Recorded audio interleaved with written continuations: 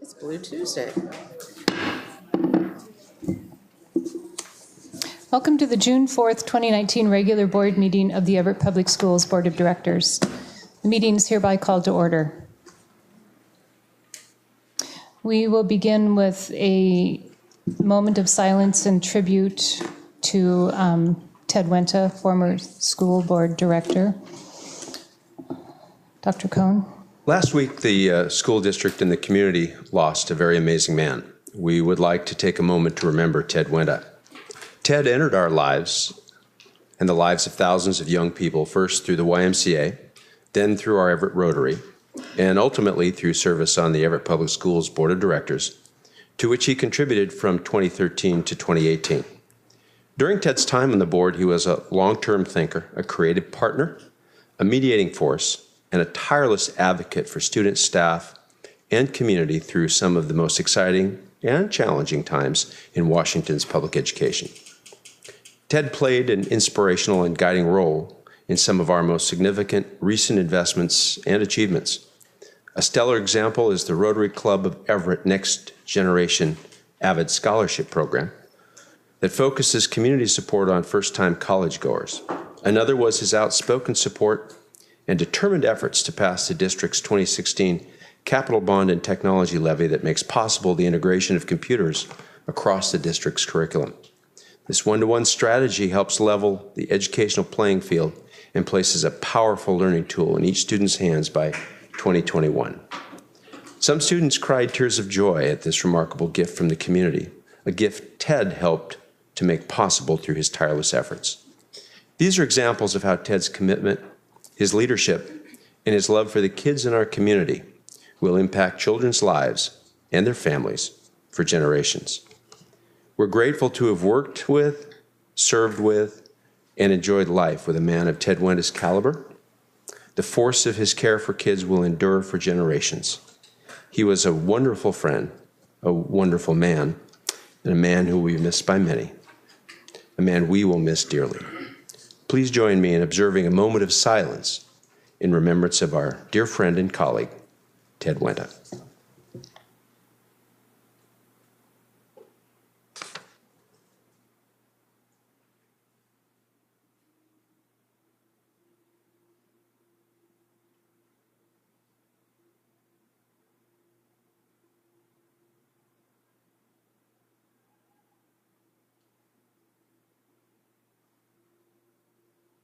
Thank you, Dr. Cohn. Will everyone please stand and join me in saying the Pledge of Allegiance? Allegiance to the flag of the United States of America and to the republic for which it stands, one nation, under God, indivisible, with liberty and justice for all.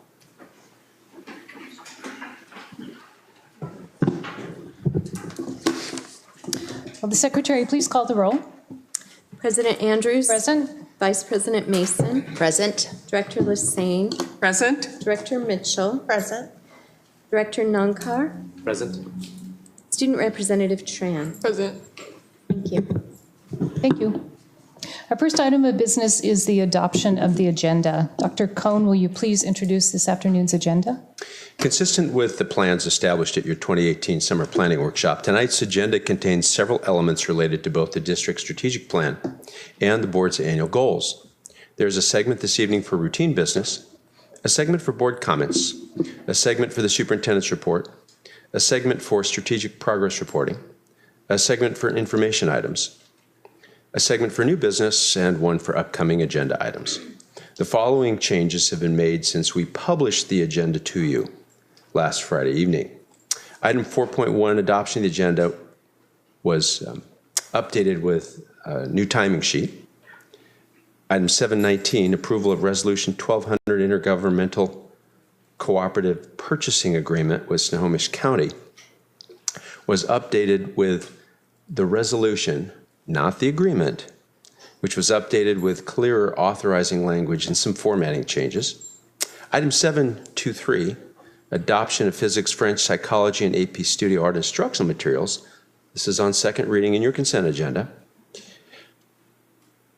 Was amended because the Instructional Materials Adoption Committee recommendation attachment needed to be revised because we learned the name of one of the publishers has been changed due to a merger. The materials remain the same. Also, a duplicate AP drawing curriculum listing was deleted. Item 9.1, the superintendent's report will be updated during the meeting as is customary for regular meetings. The board, of course, may elect to change the order of business by a majority vote of the members. Please note that this is not the point in your agenda to request items to be removed from the consent agenda. That's the agenda this evening. Thank you, Dr. Cohn. Is there a motion to adopt the agenda as updated? So moved. Second. It's been moved by Director Mitchell and seconded by Director Lassane to adopt the agenda. Is there any discussion? Hearing none. All those in favor say aye. Aye. Those opposed? Motion carries. And the agenda is adopted. Moving on to section 5.0, recognitions. There are no recognitions scheduled this evening, so we'll move on to section 6.0, audience comments. The school board sets aside time during each regular board meeting to hear from our constituents. We do this because we value public input and want to hear and understand the perspectives you bring to the table. Dr. Cohn, are there requests to comment during this public comments time? Yes, there are.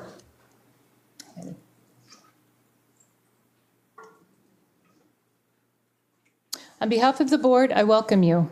Our school board meetings are designed to conduct district business in public, and we welcome ideas and opinions presented in that same spirit. I will share how this portion of the meeting is conducted. The superintendent will call you to the podium to speak in the order in which you signed up this afternoon. Each speaker has 3 minutes for your comments. And I understand we have 7 speakers, so we have 10 speakers, so we'll honor that 3-minute time commitment, please. All comments are recorded and will be made available for future viewing by the board and public. This public comment time is a time for the board to listen to what you have to say. It is not a time for debate or discussion, and the board members will not respond to individual comments during this time. As board president, I have the responsibility to ensure the meeting and all conversations are orderly, productive, and respectful. I appreciate your cooperation in helping me carry out that responsibility. Dr. Cohn, who is our first speaker? Our first speaker this evening is Ted Mossert, and he is a resident of the district and works for a business located within the district. He'd like to address the board on the Norton playfield. Please step up to the lectern. If you'd like to adjust the microphone, go ahead. It's pretty sensitive, so you don't need to lean into it. Okay. The green light will come on, and it signifies the start of the 3 minutes allocated to you. The yellow light's your 30-second warning, and the red light notes the expiration of your 3 minutes. Okay. I live on Clinton Place with my wife, a half block from Norton Playfield, in the historic district of Rucker Hill. We live in a 110-year-old house. We are one of 4 people who have been lucky enough to own this house. The 3 previous owners all lived in the home at least 25 years. This is because of the special neighborhood we live in.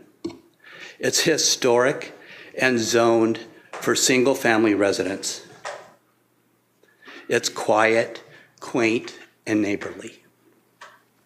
We cherish the livelihood of the park.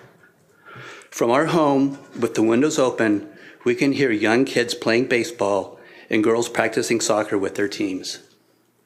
We've taken our dogs for walks in the park and our grandson to hit golf balls. This will all change if this proposal goes through. It's a truly quiet neighborhood. I'd say in 10 years in living in our home, we can count on one hand the number of times we've heard a police or ambulance siren. Guaranteed, this will change if the proposal is approved for the worse. This is the wrong place to put high-density population. There are many underused and abandoned buildings that are better zoned for this project. Housing Hope runs the house on the corner of 35th and Norton. It's the right house in the right location that is comfortably absorbed in the fabric of the community. Catholic Community Services is leasing a building in the Monte Cristo Apartments. It's across the street from the Children's Museum on Hoyt Street. Our friend, who is disabled and is a recovering meth addict, rents there for $41 a month. It's the right building in the right location that is comfortably absorbed in the community. The Norton Field project is the wrong location that absolutely does not fit into the fabric of our community. There are plenty of better sites. I heard from the news of this project on Como News. I was shocked and outraged. This newscast was apparently only 2 days after the decision of the school board last month to go ahead with this project, with a conscious intent of no discussion or input from our community. This was a backroom deal that was decided long ago as an attempt to avoid feedback and discussion from us. Well, and for good reason, because this is the wrong location to attempt to deal with our housing crisis that does exist, where public discussion will only illuminate the obvious, that this project is ill-conceived. You, school board, supposedly represent our community. I'm here to tell you you've lost our trust. For a good working relationship, transparency and integrity are critical. This did not happen. Within 2 days of proposing this project at your last school board meeting, a lease was signed. Clearly, the wheels had been going down the track to pass this long before anyone in our community knew about this. I'm here to tell you that if you continue to support this project in our local park, we will do everything in our power to support any form of funding for this project. Thank you, Mr. Mustard. Second speaker is Julie Teagan. She's a resident of the district, and she'd like to talk with you about the Norton Playfield.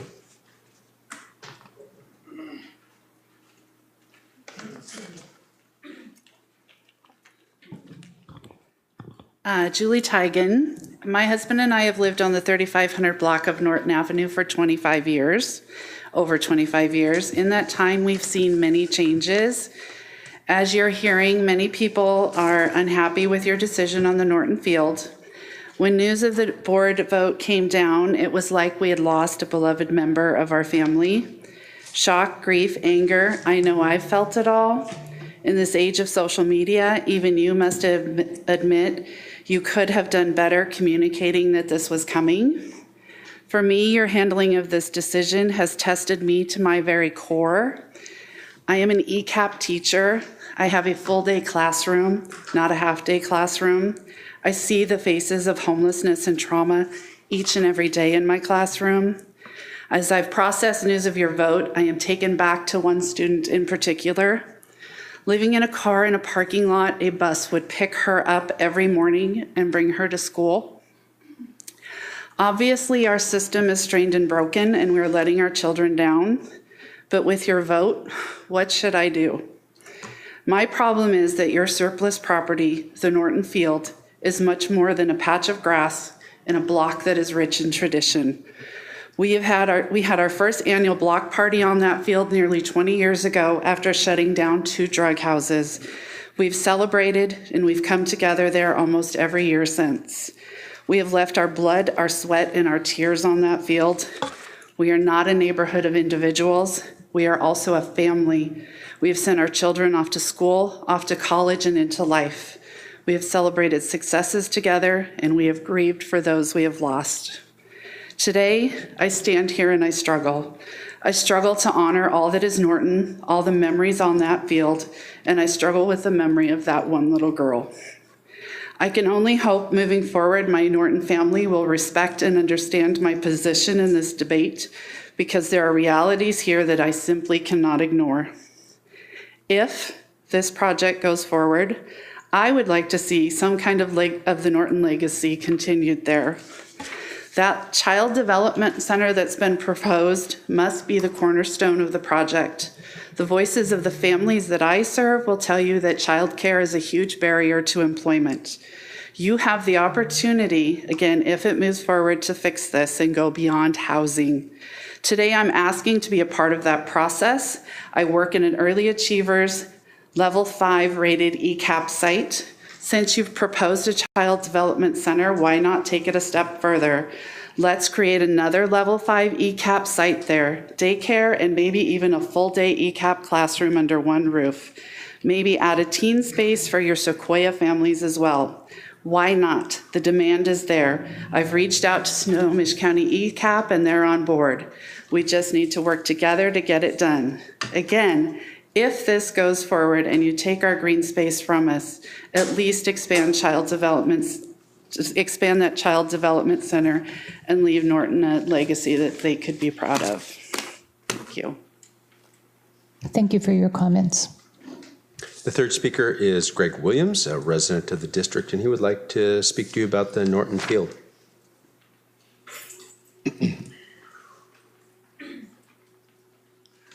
First of all, I got to say that I did fail speech class twice, so don't expect much out of this. I'm really going to speak from the heart, which is going to be difficult, but I have lived on the street for 14 years. Took my wife and 2 daughters here to get away from the big city and grime that we used to live in, to move to a community that felt more like a little town. It's like we moved from a city to somewhere in South Dakota, it seemed. We have block parties. We have an annual holiday party in our neighbors' homes. This field has been a great part to build with that.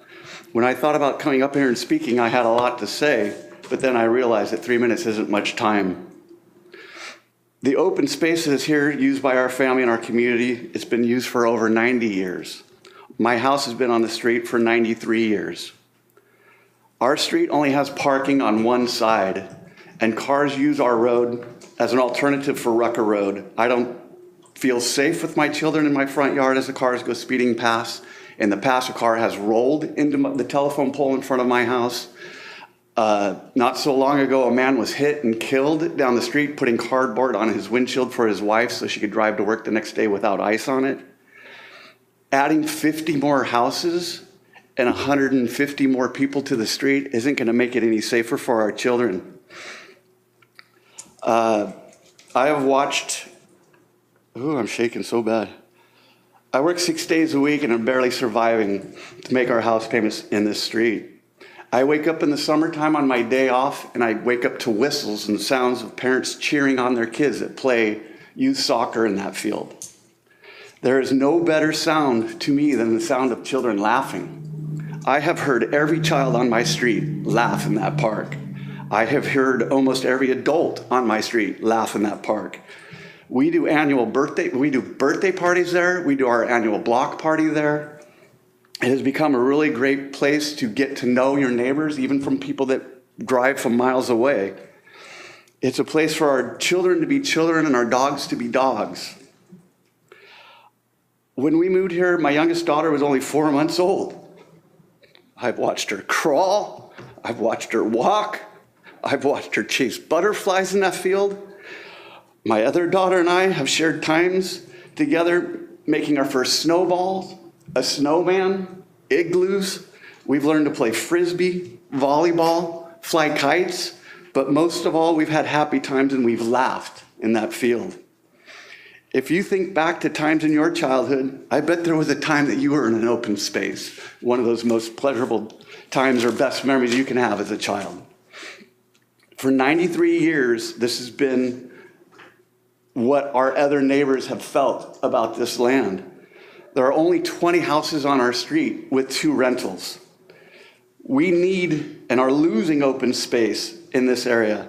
I beg of you guys to reconsider it and to keep open space for our children and our dogs to run and our kids to play, but most of all for us all to grow our relationships and laugh and play together. Thank you. Thank you, Mr. Williams. The fourth speaker is Teresa Rhodes. She's a resident of the district and would like to talk to you about the Norton Field.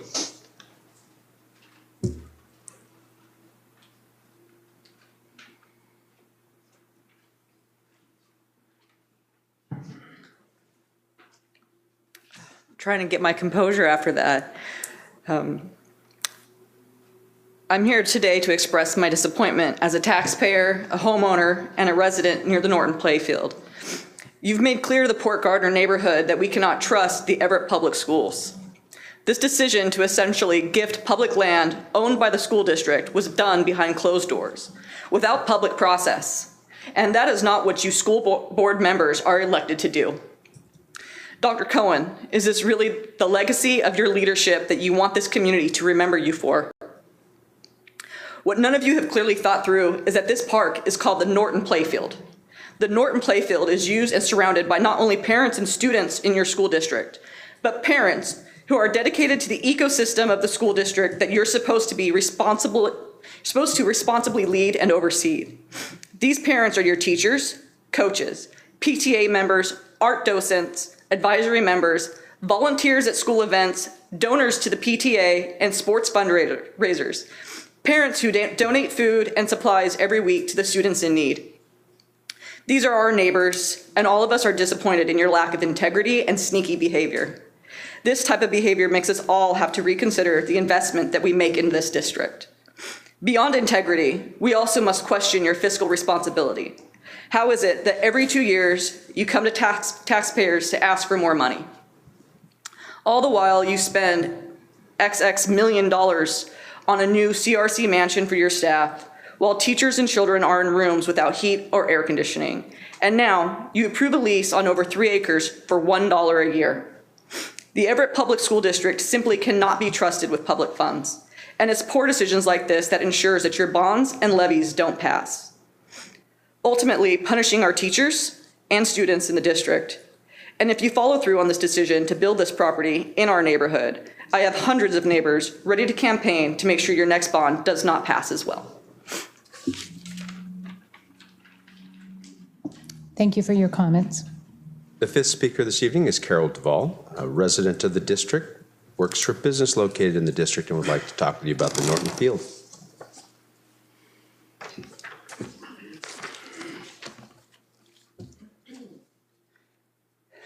I first heard about this project on Saturday, May 25th, from a neighbor who was as surprised as I was. Neither one of us had heard a peep about it, and we lived across Norton from the school property. The ground lease agreement between the school district and Housing Hope was recorded with the county auditor at 1:57 on May 23rd. Gary Cohn signed it on the 21st, and Fred signed it on the 22nd.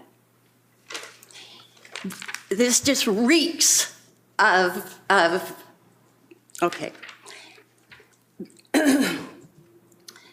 I know that this document had been worked on by attorneys and many others for a long time before it was ever signed and recorded. Nobody that I know was contacted regarding this plan before the lease was done.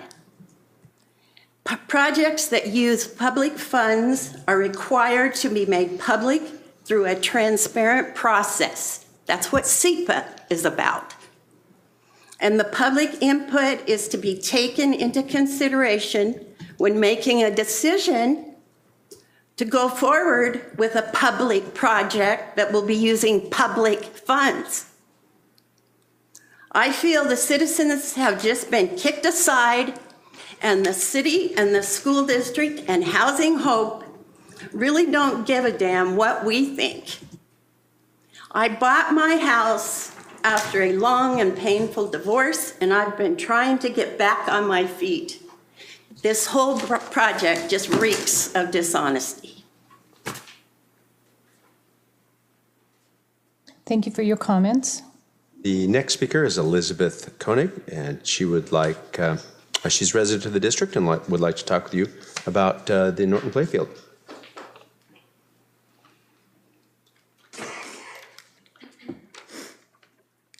Okay, my name's Elizabeth Koenig. My husband and I have lived on Norton Avenue for 16 years, and our son attended Everett schools all the way through. We love the neighborhood and appreciate all of our neighbors.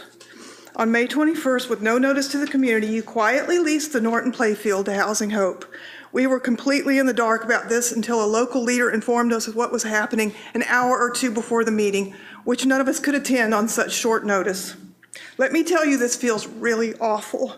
The way this happened feels secretive and underhanded. You say you put 2 legal notices in the local newspaper. Finding any notice after the fact was quite a chore. Only 1 notice shows up in the digital print issue, and not by searching the appropriate web pages for legal notices. Your agenda was absolutely not showing up the day of the meeting the way it is now. After the fact, we were able to find it, but the property location is not even divulged. It is clear the secrecy was intentional. Ed Peterson wrote to me, "I want to make this process going forward fully transparent." And a local newspaper reported, Housing Hope said through a spokeswoman that moving forward, we want to inform the community now that the lease is approved. They are acknowledging that the process has been secret until now. How can it be acceptable that the school district, who we pay so much of our taxes to and that we need to trust, can operate this way? It is not acceptable. Now I will not be voting for any more school bonds or levies, which I've done all along. And I feel I've permanently lost trust in the Everett School District and in Housing Hope, our current neighbor. I ask you to try to imagine suddenly having 50-unit apartment building forced on your neighborhood with at least 150 new neighbors, resulting in increased traffic, crowding, stress, and noise issues. Yes, I viewed the film of the meeting and saw you asking Housing Hope why they could not build more units on the property. More housing is clearly needed, but it should be within an area identified by the Metro Everett plan for increased density. This neighborhood is not within that area. Fred Sastrom of Housing Hope pointed that out in a meeting that the property is in a historic overlay zone. He claimed the structure will be sensitive to the neighborhood character and environment. Adding a huge apartment building to this relatively small space, a piece of land with a 10,000 square foot learning center is clearly going to radically change the character and the environment. The Metro Everett plan states these historic overlays include homes that have been recognized as historically significant and contributing in character to the neighborhood. Now it is easier to foresee what will happen to this historic neighborhood we've loved and called home. Long-term residents will start to move out, the 100-year-old homes will become rentals, then torn down, and then the entire area will be apartments. This development will help start that process along the way. Thank you. Thank you, Ms. Koenig. The next speaker is Doug Everly. Doug's a resident of the district and would like to talk with you about Sequoia School and Housing Hope.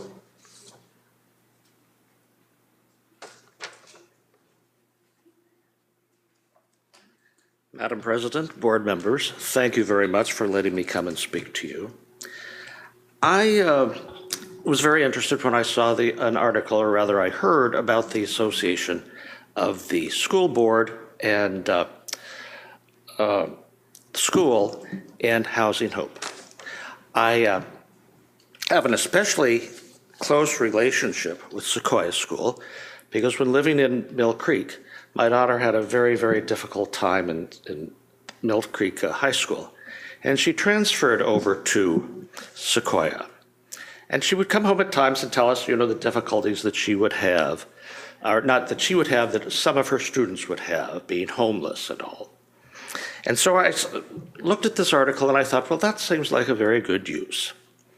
But I think in the end, what has happened is the school board has done a great disservice to all the members of Everett and the school community. First of all, I wondered, because when she was going to Sequoia, there were some very strict requirements that she had to accomplish. For example, one of her problems was that she didn't go to school. And so before getting enrolled in Sequoia, she was required to make a commitment that she would go for 6 weeks and never miss a day. And she did it. And thanks to their requirements, I must say, my daughter was able to graduate from Sequoia and went on to graduate from Washington State University. But one of the things I thought about was, you know, if you could get kicked out for failing to go those full 60 days without an absence, what happens when somebody is at Sequoia and they've gone into this housing project, and they miss a day of school? What authority does Sequoia have to remove them from this housing project? So I started looking at the lease that was signed, and I discovered a couple of very interesting things. The requirements of people who live there. The first is indeed that a member must be a member of Sequoia or go to school at Sequoia. The other is that the individual go to any other Everett district schools. Now, this isn't just a requirement for the individual who is homeless. It's a requirement, this is placed upon his entire family.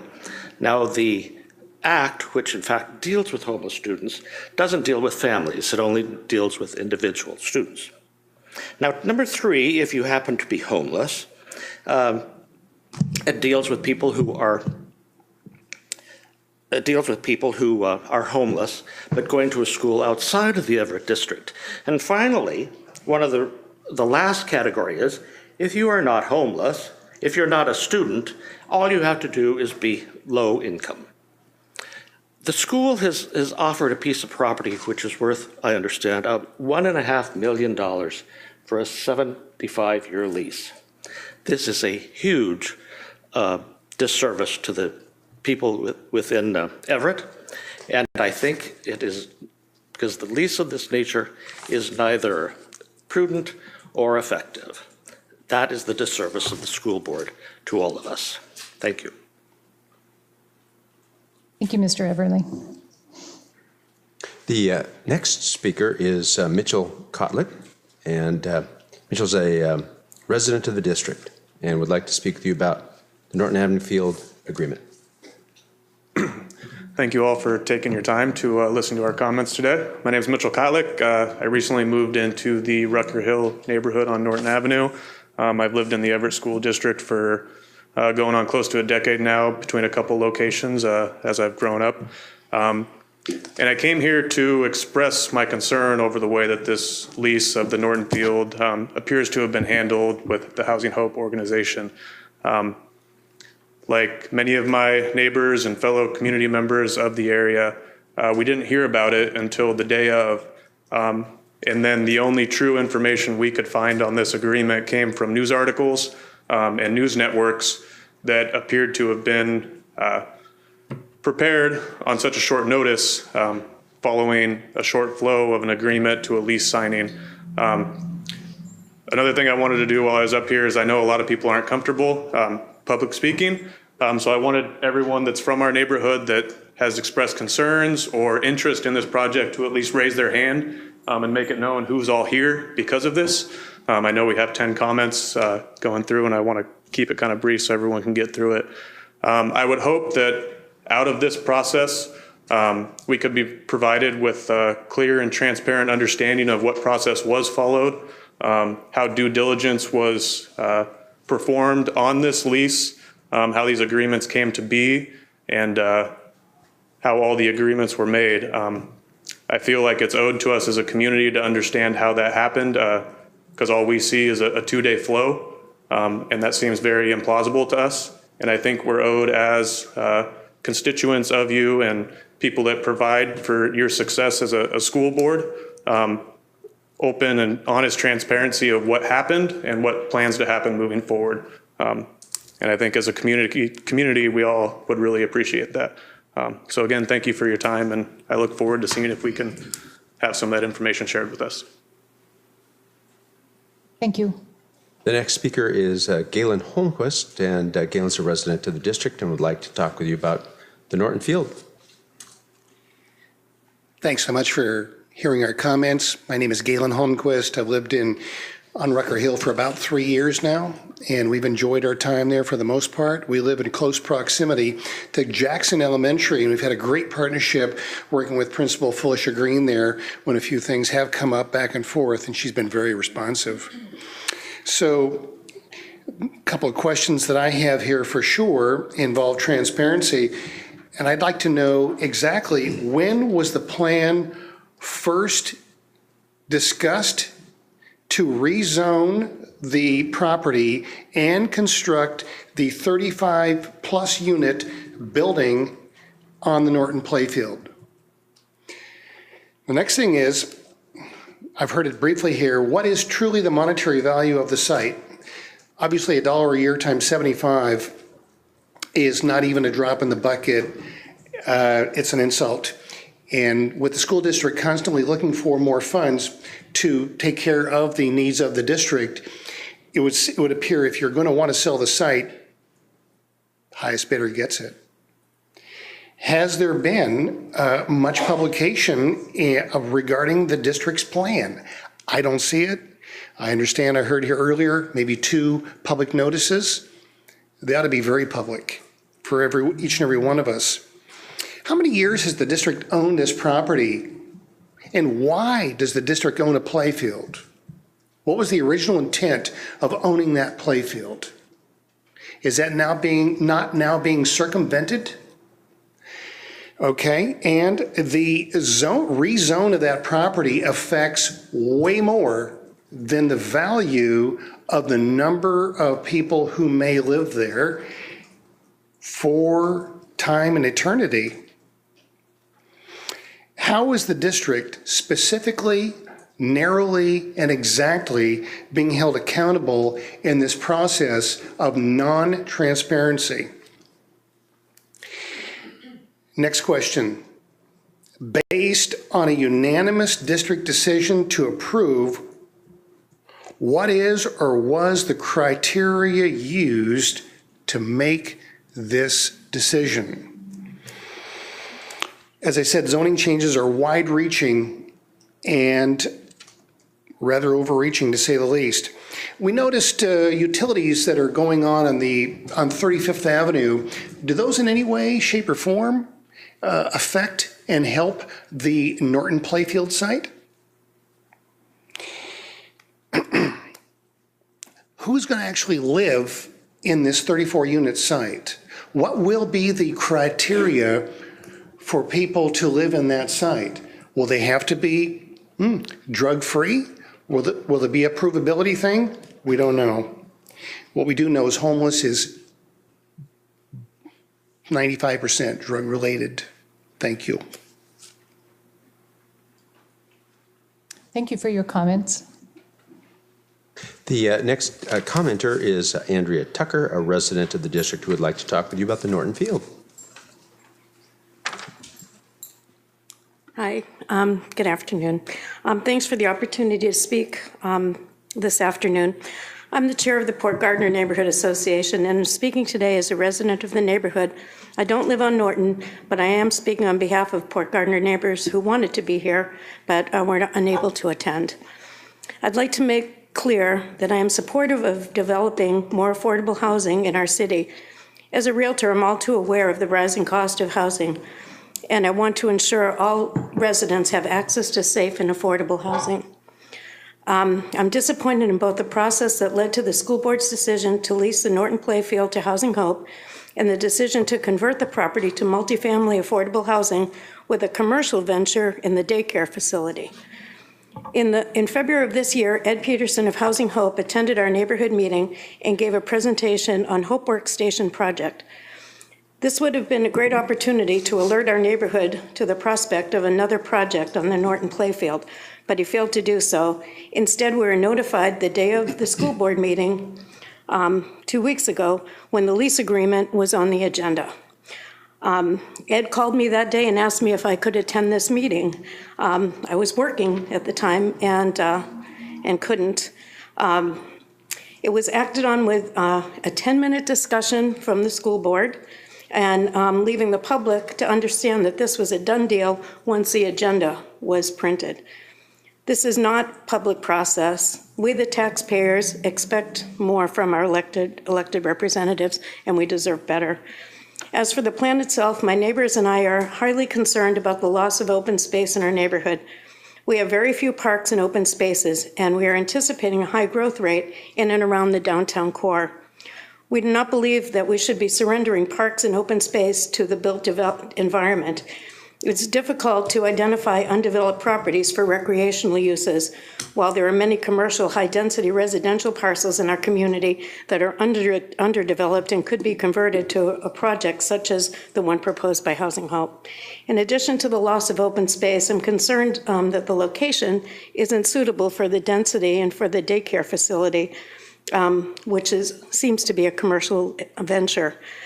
As zoned, the single-family residential property is on the single. The city of Everett recently approved the Metro Everett plan, which looked at all properties in and around the downtown transit station.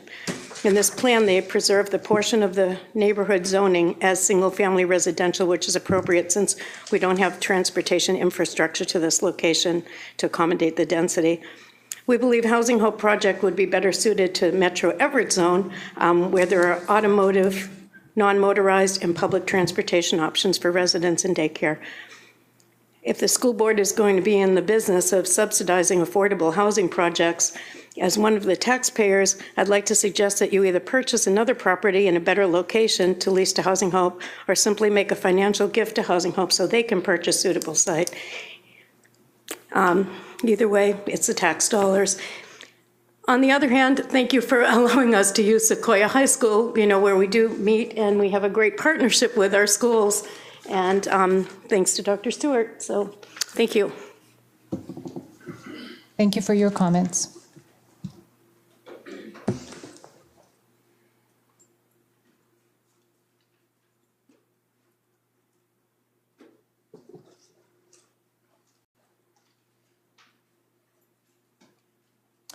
We will now move to section 7.0, the consent agenda. Dr. Cohn, will you please provide an introduction to the consent agenda? Absolutely. The board's consent agenda contains repetitive business items. Examples of this type of item include meeting minutes, personnel actions, expense vouchers, surplus lists, gifts and grants, and recurring contracts. Sometimes the consent agenda will include items that occur less frequently, but that are of a routine business nature. The less frequently occurring consent agenda items are usually reviewed by the board in its Friday report, 1 or more weeks before the board meeting when those items are scheduled to appear on the consent agenda. This gives directors time to ask staff questions about those items or to consider a discussion about the policy implications of those items. If a consent agenda item is removed by the concurrence of 2 directors, that item is placed in new business and the remaining items are automatically renumbered. The board votes on the consent agenda in a single motion. By its definition, a consent agenda is not debatable. In the case of this consent agenda, the superintendent's office has received no questions or comments regarding the items. Therefore, the consent agenda is presented as published, and we ask your approval thereof. Is there a motion to approve the consent agenda? So moved. Second. It's been moved by Director Mason and seconded by Director Mitchell to approve the consent agenda. Does any director wish to remove an item from the consent agenda and place it in the new business section? Hearing no requests, we will proceed to the vote. All those in favor say aye. Aye. Those opposed? Consent agenda is approved. Move on to section 8.0, board comments. This is an opportunity for directors and student representative to share their activities and comments as they relate to board service. Why don't we start with you, Director Mitchell? I'm going to do a little catch up, but I'll try to be quick because we didn't do comments last time. Saturday, May 11th, I went to the WASDA regional meeting all the way up in Ferndale, and I must say that elementary school has a beautiful view of Mount Baker. So I did take a few pictures.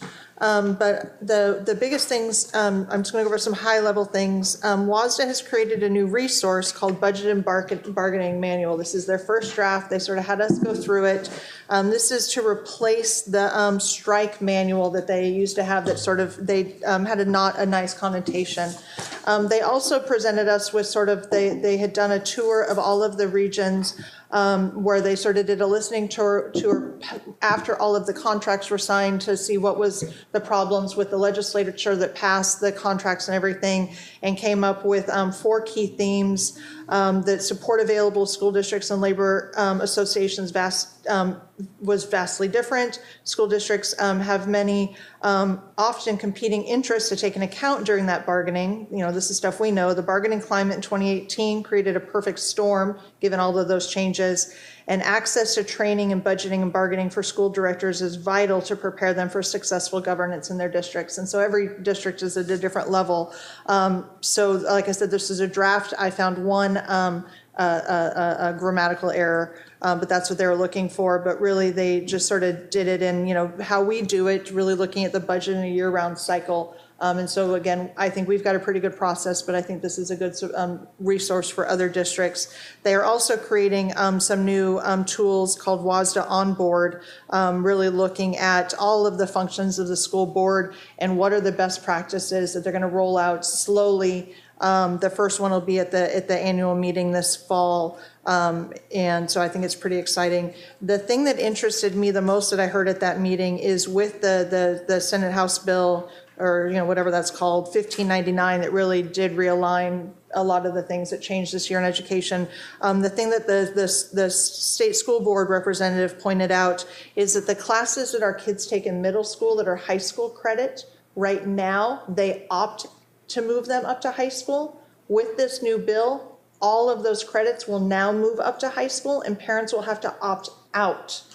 And so for when we get the form for Jackson and I don't like my daughter's grades, I just said Washington State history may move up, and I'll move these other ones up if we need them. Because of the 24 credit requirement, they thought they did not want to give parents those options.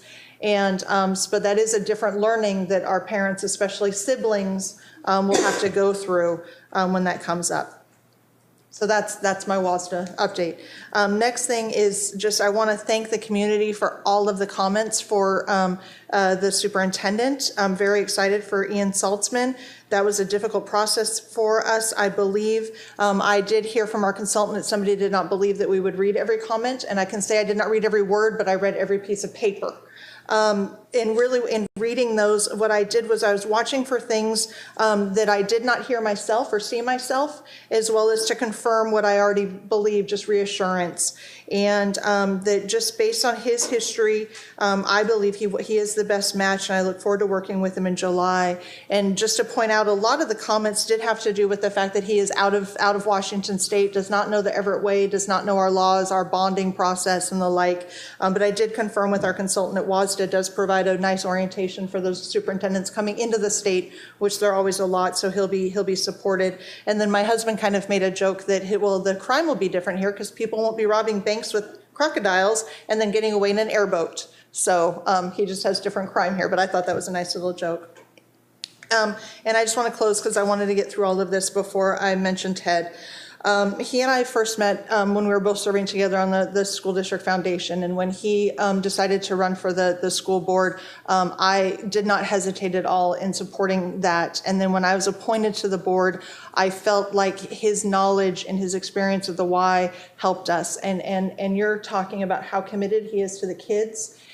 He was also very committed to the staff. With that one-to-one, how much more are we putting on the teachers? With everything, how much more are we doing to the teachers? What more can they take?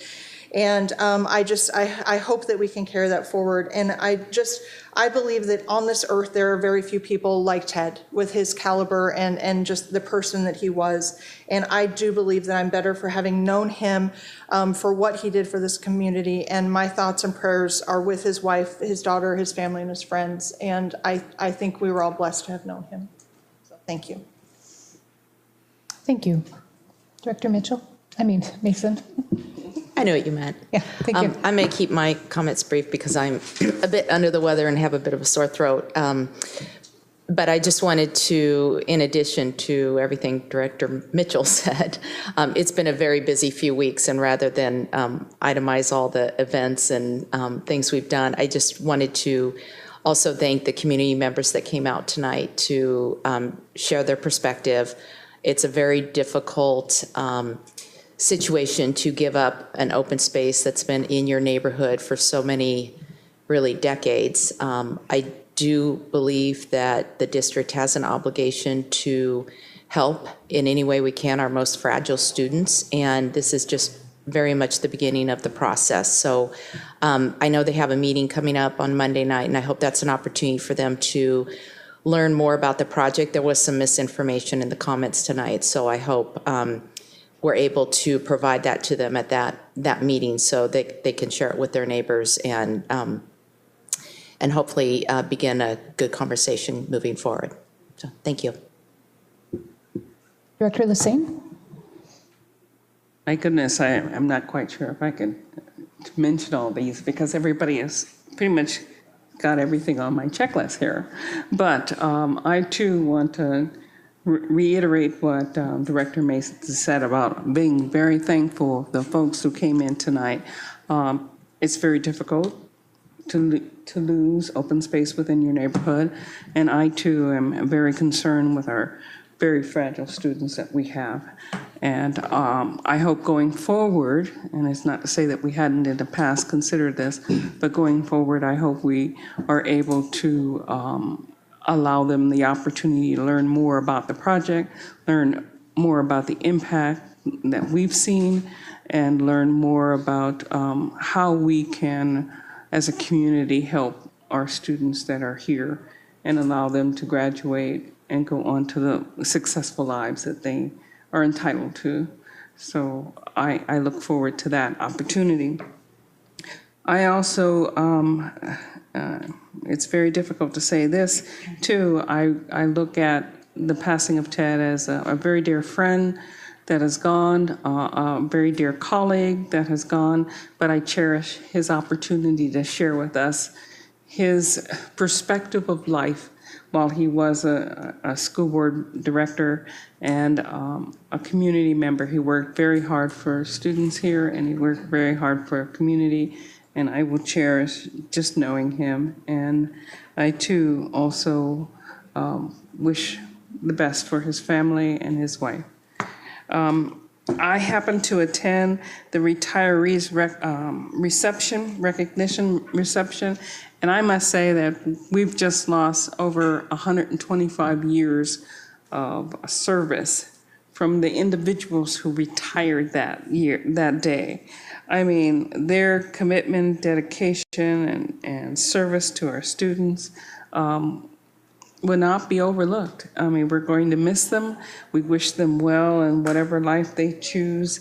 And from what I saw, some people were not giving up the learning opportunity is available for them in the future. Some will probably be coming back as volunteers. So I look forward to, seeing them back here and allowing them to give more of themselves. So I'm very happy about that. And I also am looking forward to working with our new superintendent-elect. I guess you might call him that. I look forward to working with him in the future, and I think we made a very good choice, and I look forward to that. So, thank you. That's all I have to say. Director Nankar? I'll echo both Director Mason and Director Lassen's comments about the Norton playfield. And I truly appreciate the community members showing up here. It was difficult for me as a newbie to see this sort of passion and to hear about the pains that were felt. In regards to this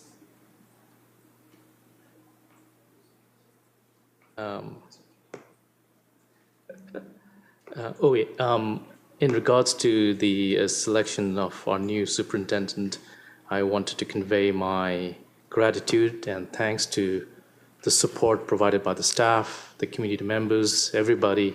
Their input for me was invaluable. It really made a big difference, and I'm optimistic about the future of the district in Dr. Ian Saltzman's hands. Representative Tran? I had the opportunity to attend the Superintendent Candidate Committee in the student panel. It was very interesting to talk, have conversations, ask questions with students of the district from other high schools that I've never met before. We talked about school safety, boundary changes, mental health, and the changes that the 24 credit requirement could bring to future students.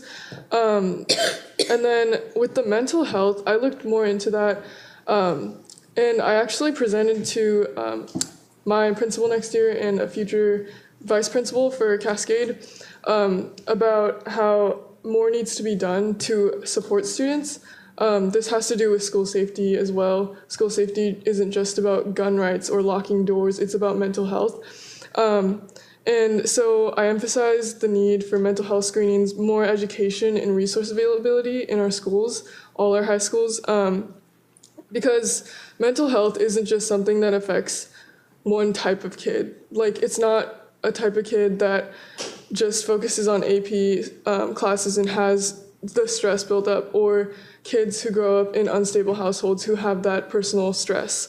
It affects everyone at one point in their life. And I think that it's really important for people to care, because if we get rid of the stigma at a younger age in high schools or middle schools, then people will be more willing to talk about their feelings and get help if necessary. And then also, during the superintendent candidate committee, there was a lot of talk about how students didn't know who I was on the school board. And I mean, I didn't know before I got on the school board what the district did and how complex the educational system is in Everett and across America. But with the board or the audience comments today, I feel like the clear, transparent communication between the district and the students as well as the community, there needs to be more. A lot of students want to take part in district committees, but they don't know about the opportunities. So I look forward to working with Dr. Saltzman, Dr. Lancaster, and Cascade, Jackson, Everett, and Sequoia's ASBs next year to voice student opinions from a wider spectrum. And I hope I can do better next year than this year. And then last thing, tomorrow I'm attending the Whale Fair at Penny Creek. It's a highly capable student project fair. I participated from 2nd through 5th grade, and Miss Judd invited me to join, and so they have a fair on the South resident killer whales and their struggles and how their students did a project on that. So I'm very excited to go back and see what they're doing. Okay, thank you.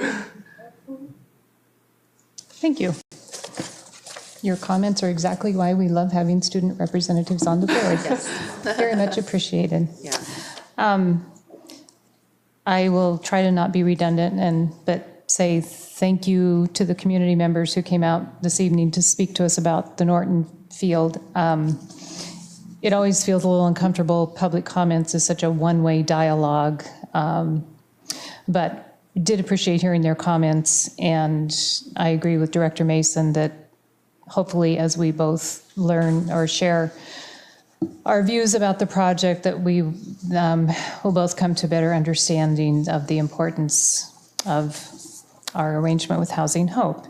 I also would like to thank the community and staff and everyone who participated in the superintendent search.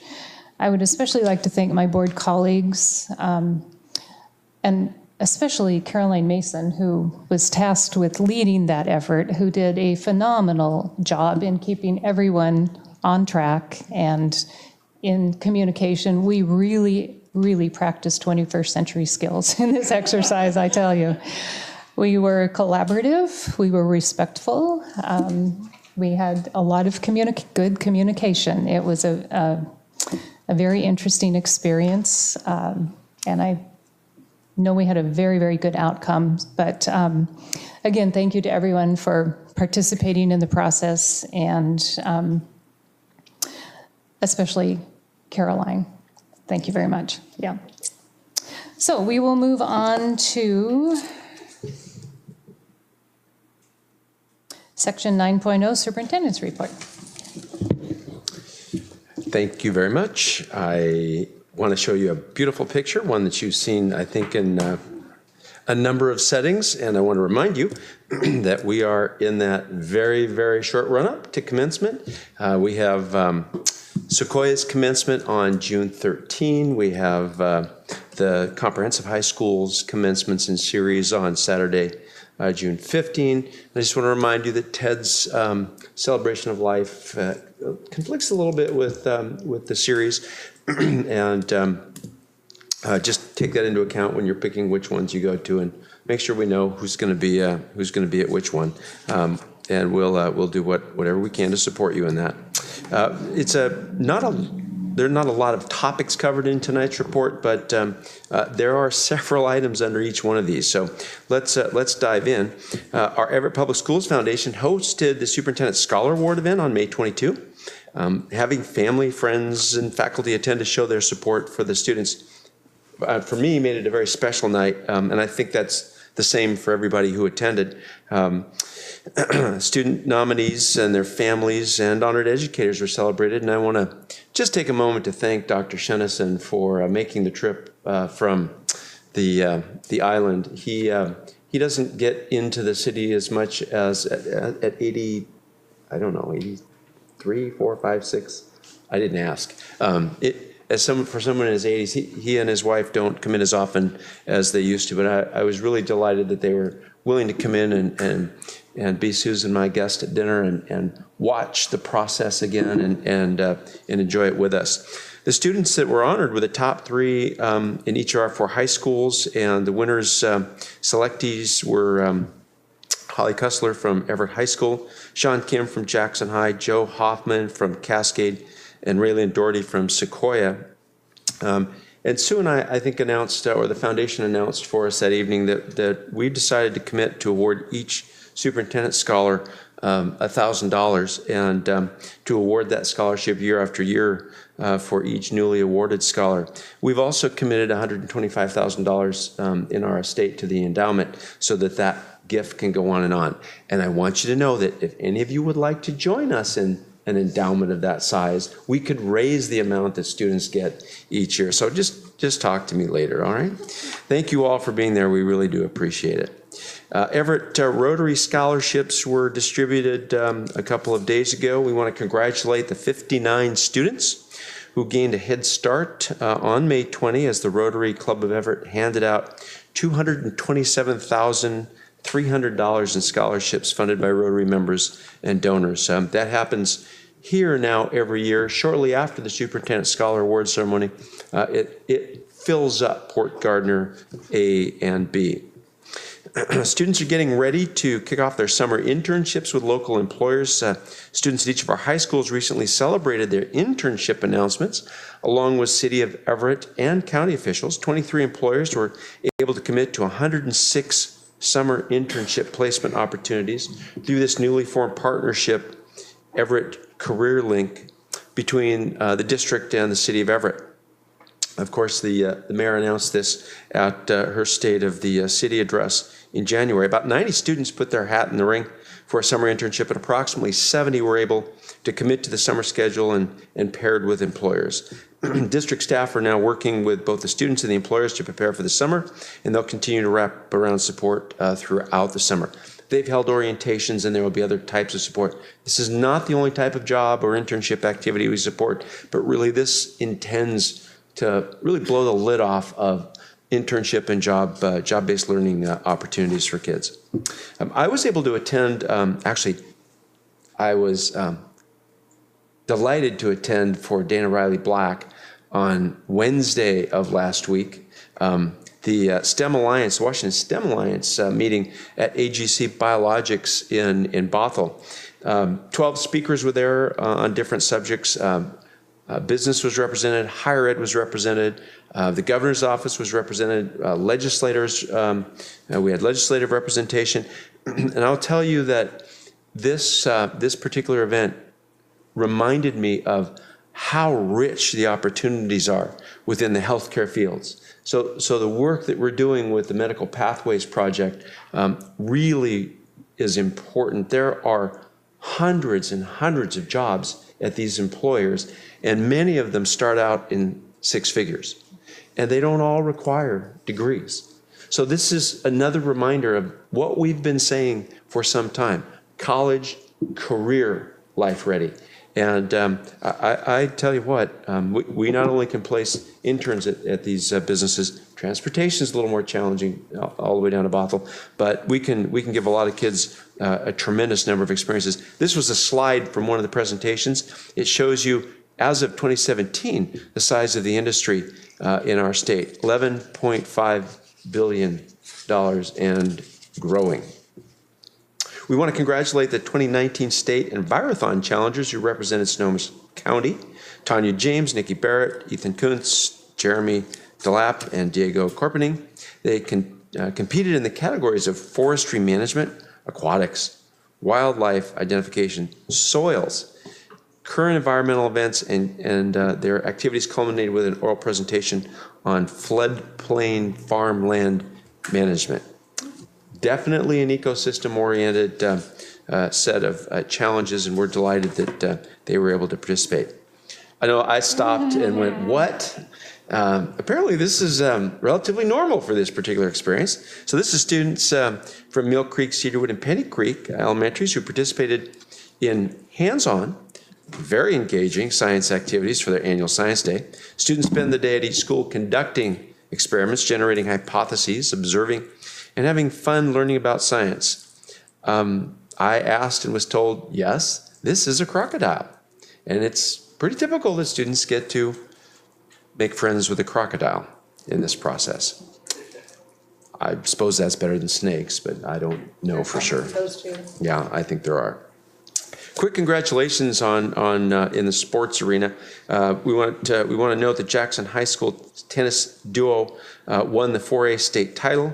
Anuj Vimwala and Daniel Sohn didn't lose a set on their way to the state doubles championship. We want to congratulate the Jackson High School softball team. They're the Wesco 4A state champions for the second year in a row. I'm told that just 1 inch separated Cascade High School's junior Katie Nelson from first place in the 4A girls high jump. She cleared 5.4 to place second at state. Jaden White from Everett High School placed second in boys shot put at state. Everett High School's boys golf team placed third at state. Everett High School's softball team battled at state but didn't quite make it all the way. They lost their final 2 games by 1 run in each game. Jackson High School, that tells you how close these teams are matched. Jackson High School's boys soccer placed third at state. Each year, our school district, in partnership with the Everett Public Schools Foundation, is pleased to display the work of our student artists at our Community Resource Center. On May 23rd, we celebrated the work of our talented middle school students at the 21st Annual Middle School Art Show. You all know that Sue and I purchase annually for the past several years artwork from the senior show. I found some things at the middle school show, and I think we purchased about 12 items to be able to be hung. There's a wonderful set of 6 or 8 or 10, I'm not sure how many we actually purchased, of a particular type of graphic piece that I think is going to go very, very well in the Human Resources Office. We want to note a collaborative effort between Tammy Price at Everett High School, who teaches an independent living program as a CTE teacher. She got together with Deb Payne, who's Everett High's librarian, for ideas on how to best teach her students basic sewing. By the way, I remember, and I know my mother has a picture of me in high school in that independent living course, having sewn an apron that's lasted for, I don't know, 50 years, something of that nature. Maybe, yeah, 50 years. It's a really strong apron. Deb has she's a passionate advocate of maker spaces. She's got one in the library. And she's an expert seamstress. She found a monster project online, a sewing unit in which secondary students construct stuffed toys for primary students based on the younger students' designs. So the project became real as Price made the arrangements and gathered the kindergartners' drawings. Earlier this month, a number of Everett High students delivered more monsters they personally made and that these kindergarten students had designed. So I got to tell you, this was so cool to see. I had to share it with you and just take a moment to celebrate. I want to let you know that Madison Elementary School was host to over 300 people who came for the Festival of Cultures on May 31. There was traditional food, dancing, and clothing from around the world. Principal Amanda Overly says this was a great evening for their kids. Girls on the Run is a local club that helps girls recognize their inner strength through activities. And they held a 5K on the morning of June 1st. Hawthorne Elementary School's Guadalupe Carmona and her dad took first place in a field of 700 girls in Snohomish County. I don't know about you, but I think it's amazing. And we hope that she's going to start training to be a future Olympian. A couple of you mentioned, and I want to note that we were very pleased to honor and celebrate 46 of our co-workers who are retiring this year. Our retiring staff were recognized in the district's retirement celebration on May 28th. We appreciate those staff members and we thank them, and I appreciate your help in doing so because of the work that they've done to make Everett Public Schools the incredible place that it is. This is a picture of two of our longtime teachers, Connie Simmons and Nancy Olson. I don't know if you visit Whittier often, but if you ever go into Nancy's classroom, a student is going to greet you immediately and explain to you what's going on in that classroom before you can get a couple of steps in the door. Incredible preparation. Tambark Elementary is on schedule for opening in the fall of 2019. Interior and exterior finishes are in process at this point. The contractor started installation of the brown metal siding in the courtyard. The concrete curbing and asphalt base for the road and parking areas are in process. Utilities will be operational by mid-June. The outline of the play toy area and the playground with drainage, very important, can be seen in this particular aerial photo. This is school visits during the past month.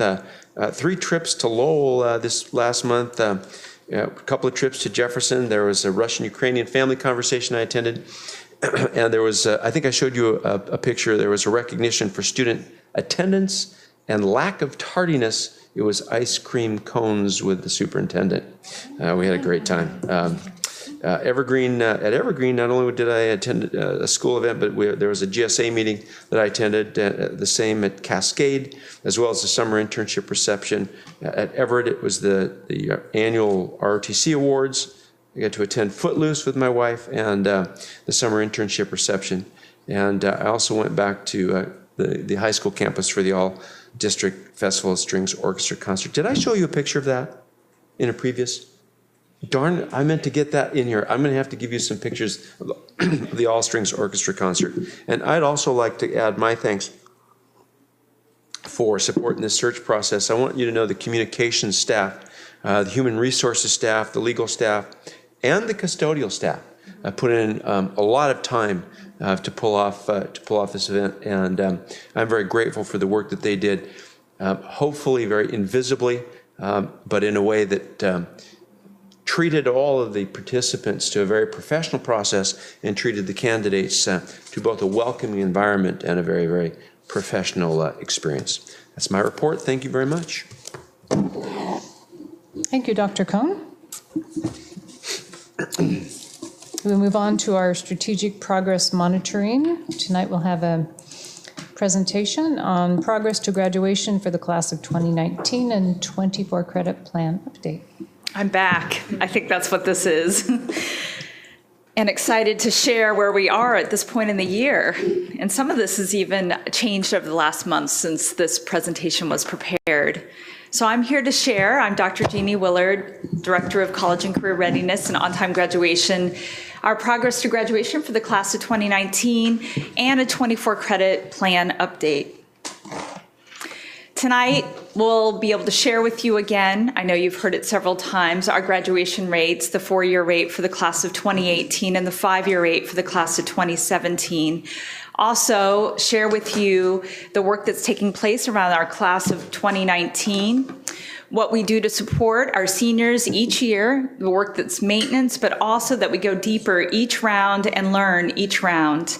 And then anticipating our class of 2021 with their 24 credit requirement, as well as some of the changes that have taken place with House Bill 1599 will show up in this as well, but not extensively.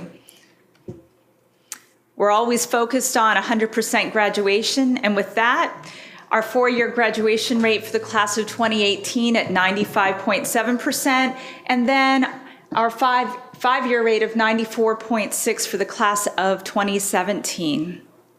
What you'll see in this next slide is our special education graduation rates at an all-time high of 86.6%. That's an on-time graduation rate that we haven't had in the past. Hard work in that department, but across all of the schools in that area. Our EL, our English learner graduation rates, stand out across the state. What you see here is that our rate, when it was reported, was at 90.8, I believe. I'm reading it small, but I had it in my head. 90.8%. What you see here is that in districts that have more than 100 students, we are the highest of those rates. And in the previous year, we were the highest rate no matter which group you chose. So the work that's happening there, making sure that students, when they arrive to our country with many more newcomers, you've heard Cynthia Jones share that as part of our narrative in this district, many more newcomers, more work, more resources, and students staying on track to graduation. Each time I present, I'm able to share by subgroup how students are performing and our grad rates. This is a 5-year rate, class of 2017. What you see here are largely small changes, ups and downs, some outstanding ups in terms of our American Indian group, where there's more than a 10% gain, small drops where you see them in our Asian population and also our Hispanic population and our white population. Our Pacific Islander population, which is also fairly small compared to the other groups there, drops slightly. And then we see some gains, especially in our African American student population, and then also in our 2 or more race group. This is a slide I haven't shared with you in the past, but given that our work is so narrow around who does not graduate, it seemed important to also share with you this information. For the class of 2018, we had 56 students who did not graduate. 56, 2 classrooms. So if you look at this chart, about half are continuing seniors, and the other half are dropouts. And what we know about our dropouts is many times they do re-arrive to schools, but we are in search of them, or the program that they've arrived to does not count as a transfer. So there's many things behind what a dropout actually means. If you look at our continuing seniors, the half of the pie chart there, those are the solid pie pieces. The continuing seniors, 25 of them, half of that group are part of our 18 to 21-year-old transition program. These are students with IEPs who are severely impacted, who join our Goal and Strive programs, and we continue to work with them as part of their post-secondary planning. They're working on what it means to be independent, and that is part of our goal, is to make sure that they do that. And that they are truly graduates on time, but we continue to serve them and they will stay with us until they are 21. So that is a quarter of that total pie. Beyond that are continuing seniors that you see below there, general education, some students with IEPs and other programs, a student with a 504 plan, a student who is an English learner is what you see in that other data. And an IEP is an individualized education plan. That's a student who serve through our special education program. And that can be a wide range of different services. The other half are our dropouts. You see there that largely the students in that group are students who were part of our general education program. Also of note, added to the slide, is that you see almost 90%, if you look at the lower left, almost 90% of the students in this entire pie are students of poverty. So we talk about the difference poverty makes, and you can see it very closely here. So when we talk about student by student, this is why I wanted to share it with you. It really is student by student. I'm not sure why that's blank. With that, the next grouping of slides, I want to share with you really outstanding wonders from our high schools. Each of these slides is approaching 100%. So starting with Cascade with a 4-year rate of 95.2, and then with Everett High at 96.3, and Jackson at 98.4%. And then Sequoia with their phenomenal alternative high school graduation rates at 77.1%. And you can see the gains. They bop up and down because of the numbers of students that can be small, but huge gains here as well. Now I'll jump to our class of 2019. I can tell you we are very, very busy, working on graduating students daily, hourly. If I check my email, there might be more. So the class of 2019, so this class needs 22 credits to graduate. They also needed to have passed the English Language Arts Smarter Balanced exam, and also one of the math end of course exams or the math SBA. There are also alternatives that play into this as well, and many of our students do reach the requirement that way. And I'll share a little bit more of that as we go through the next slides. The additional piece is the High School and Beyond plan, which students start in 6th grade and they continue it through senior year as part of College and Career Readiness Seminar, that class we have in senior year. And there are many other equivalencies like AP Research, AP Government, our AVID 12th grade class, who also contain those requirements. One of the key pieces that I'm going to share as we go into the next few slides is that there were many changes to our assessments for the class of 2019. One of the key pieces for looking at the next few slides is that for the class of 2019, they didn't take the Smarter Balance, ELA, or math until 11th grade. For many previous years, except for one, and I believe that was 2015, they took it in 10th grade. And why this matters is it's a longer runway to graduation. When we talk about alternatives, we had more time as a system to make sure that students had those opportunities to take the other assessments or to sit for the SBA again, like they have the last few weeks. So this is important in looking at the next set of slides. The next piece is really that because the law changed a month ago, less than a month ago, with House Bill 1599, we had this change with the class of 2018 also, where they added the expedited assessment appeal, which allows students to largely share with us their post-secondary plan that it had been actualized. That could have meant a scholarship that was accepted. Largely, it's been a college acceptance. With having that, we can file that in place of their assessment. So I'm going to share a little bit more about that, but these are changes that have impacted this particular class of students. So with the class of 2019, what you would largely see around English language arts assessment and credits earned is that it looks like many other years. It's a little bit down, but remember they took it a year later, and so some of the kids were still catching up when it came to the SBA in English. But the credits largely look the same, the number of kids on track largely the same than what we've seen in the past. So a little bit of ups and downs, largely in our smaller populations, but much the same as what we've seen before.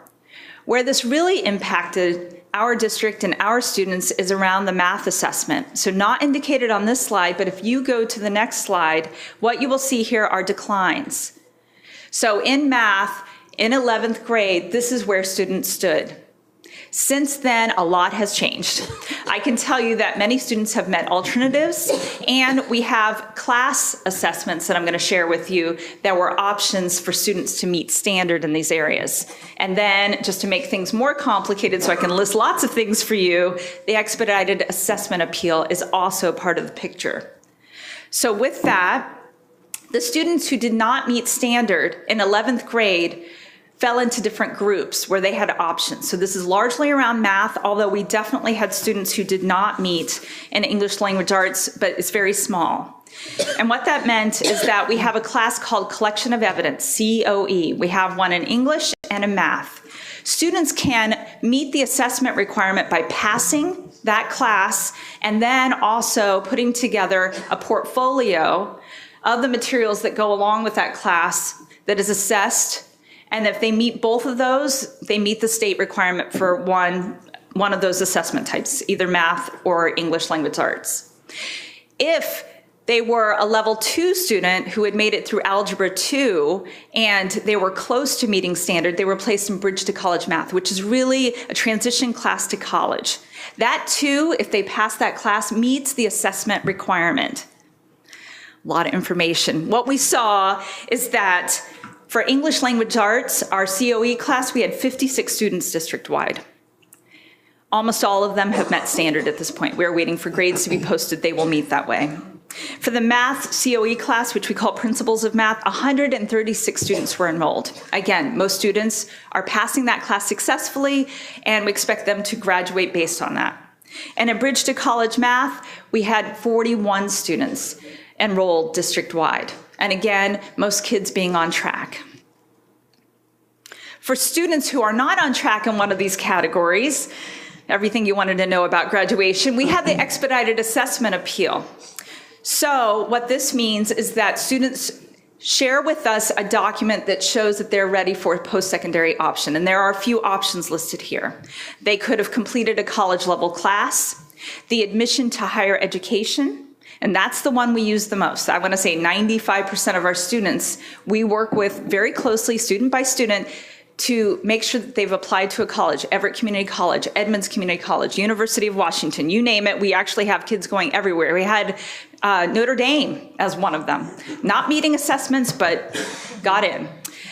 Award of scholarships, enlistment into a branch of the military. We've had 2 of those overall. So with that, students that didn't meet the other requirements, we are working on right now to meet the requirement through the expedited assessment appeal. In the last 4 days, school work days, I've approved 17 of those. So we are quickly moving through those because there's several steps to that as well. So with that, reflecting back, the class in 2019, so much information here, I can't speak. One of the key pieces of information that OSPI is now sharing back with us is really how students performed across the state in terms of their 9th grade failures. And we have been working, and later in this presentation, we'll talk about the 24 credit plan on really preventing the rush that happens during senior year. We really want to get ahead of the failures before they actually happen. And so looking back, the class of 2019, this is comparison data. The vertical line that you see crossing each bar is the state average for that particular group. And this is any student who failed 1 or more classes. So with that, you can look down the line and see that we have some groups below and some above. We are above in terms of our failures for our African American students. We are below for our students who are identified as 2 or more races. And we are slightly above in terms of our white students, but very much in line with the state. The same information goes into this slide where it's grouped by 504 or non-504, and you can look down the list, our English learners, by gender, by income, and then by special education. You can see there, just like our graduation rates probably show you, that our EL students are actually graduating, in their 9th grade year are not failing as many as the state average shows, but many of these groups are close to the state average. With that, the class of 2019, what do we do? Student by student, it's our on-time graduation work. It's maintenance work, it's going deeper. A lot of the strategies that we have, they sound the same, but they're nuanced. Every round, all the things that we learn about kids, all the different options that happen when I walk up here and talk about all these different pieces. So with that, we want sustainable and targeted district-wide ways to strategize and get at students graduating on time. Hopefully arriving at some of those when they're early in their high school career so that we are not rushing to help them to the finish line. You know very well about our on-time graduation committee. It's ongoing work for a long time where our group of administrators that are at the district level, our great principals at our schools, it goes to our counselors, our success coordinators, teachers, all taking part and really looking at what is going on with individual students and what can we do system-wide. We do it together at a district level, and then we really look at school by school, each school having their own on-time graduation team, paralleling, going deeper with each of the students and what they know about them. We have a cycle that has become sort of natural to the work. It's 4 seasons, essentially. We start the fall mapping out success. What do we know about our graduates? Sharing back what happened with our on-time graduation, our 5-year rates. We look at what's successful, and we focus on the fall. What is going on with our seniors? What do they need to make it to the finish line? Then with that, shortly after, late fall, heading into the second half of first semester, we look very closely at the other grades, grades 9 through 11. We know more about our 9th graders at that point than we did probably in September, even though there's a lot of really good transition work, and we work on those pieces. Then the third round is really what happened first semester. And now that we know where 9th graders stand in terms of their failures and hopefully successes, we do targeted interventions, a lot of on-time credit recovery that takes place in our schools. And then here at the end is the runway to graduation. Every day, really every hour, even more than that, kids are in line to graduate.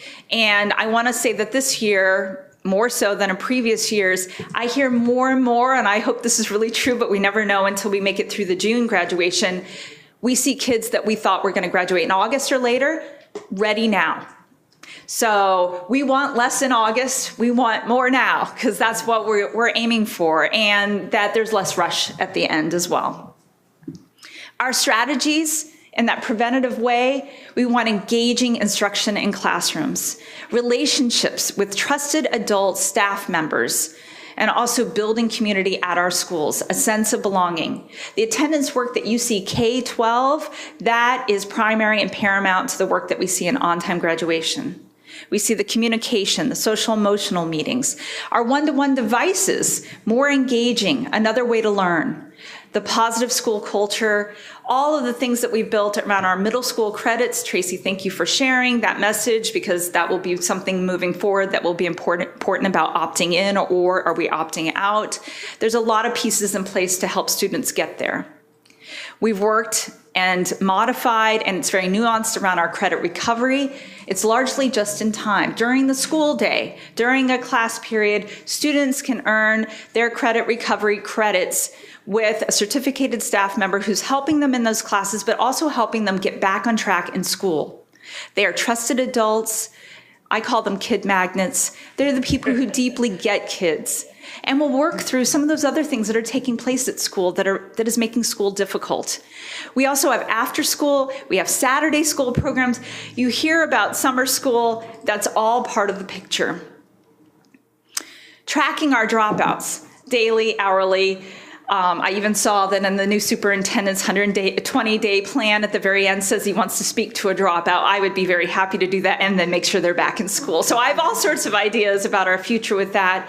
We do this every month. There are teams that are putting together reports.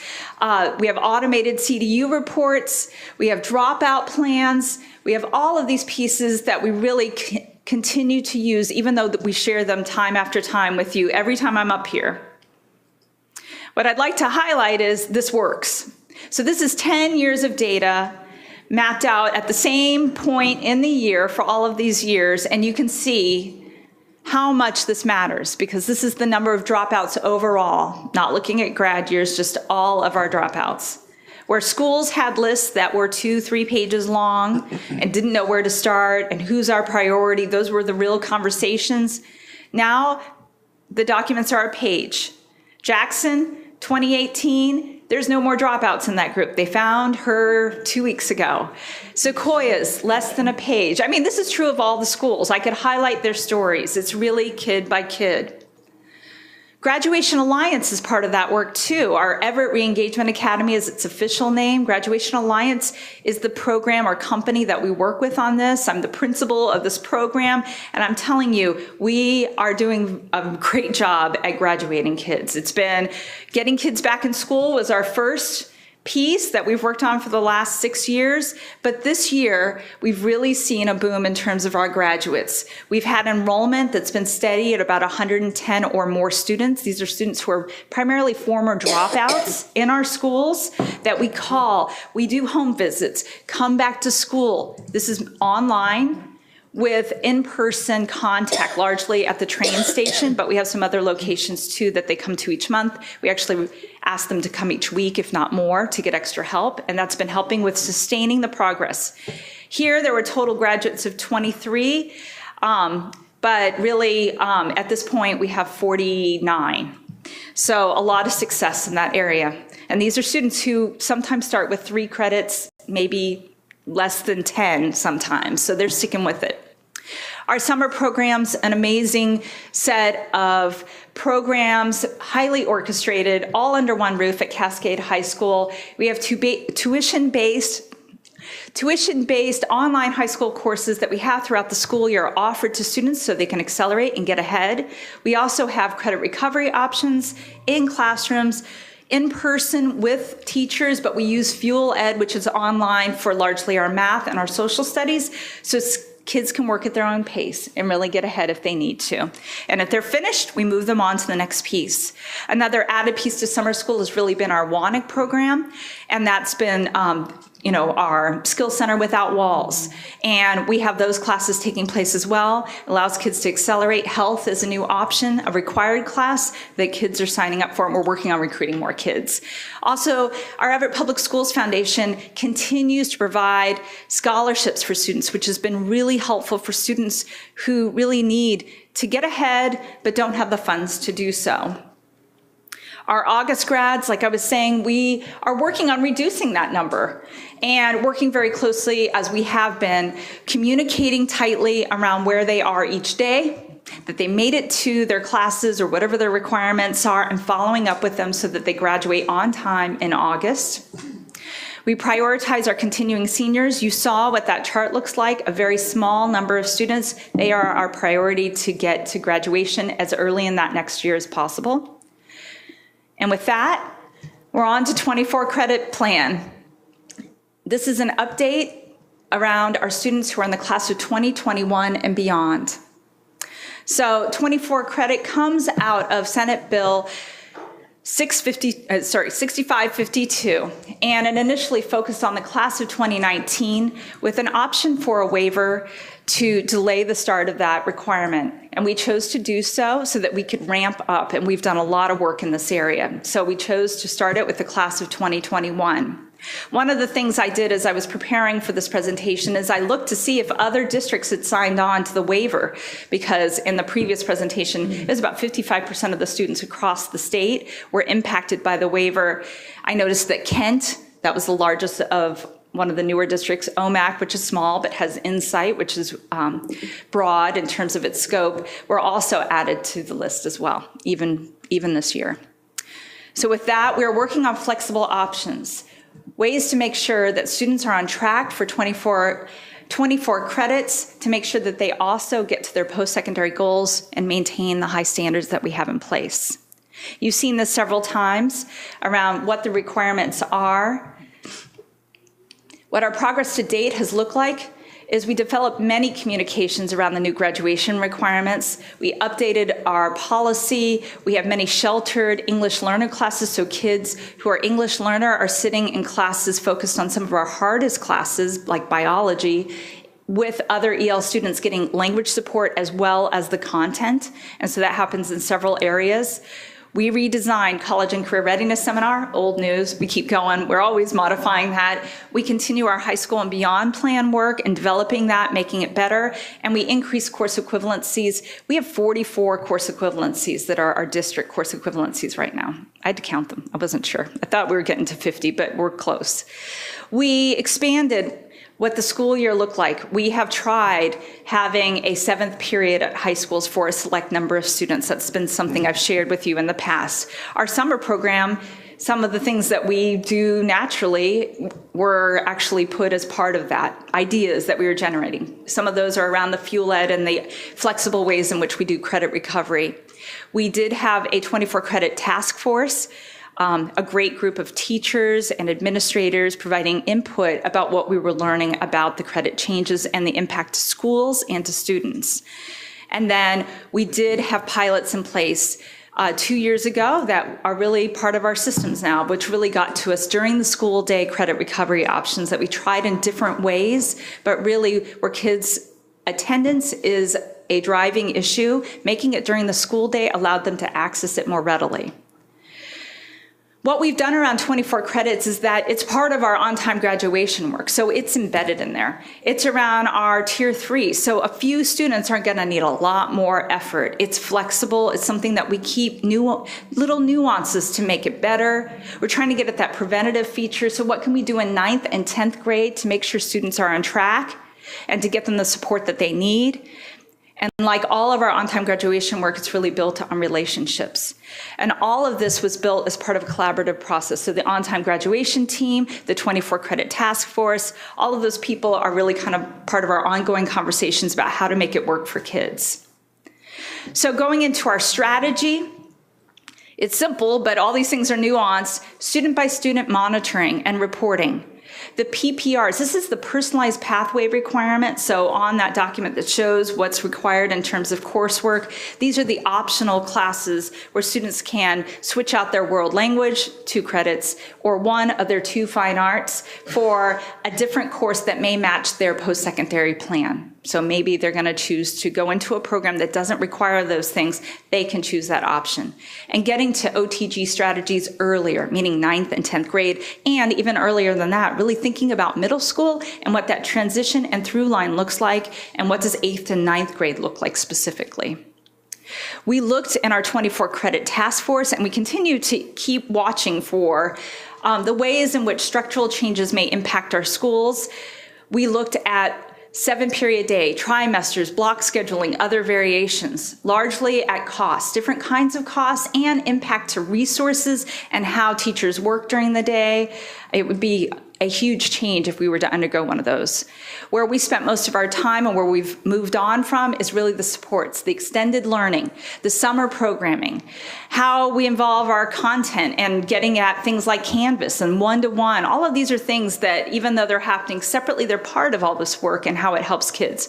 Our credit recovery, and you hear a lot about our social emotional work, and this is important work to move forward. When we were working at our 24 credit task force, we invited Dr. Michael Rettig from James Madison University to join us. He is an expert at schedules. We learned so much about schedules and the ways in which schools can operate and how choice can happen, because that was the big driver, is how students have choice in school. Not so much about the credits, but it can mean credits too. With that, we are sharing, because he shared with us, the ways in which you might think about the costs, and it's really a ratio about the student load to teacher load. So of course, if there are many more periods and students are students having more periods of classes and teachers teaching more of those, the cost of the district is less.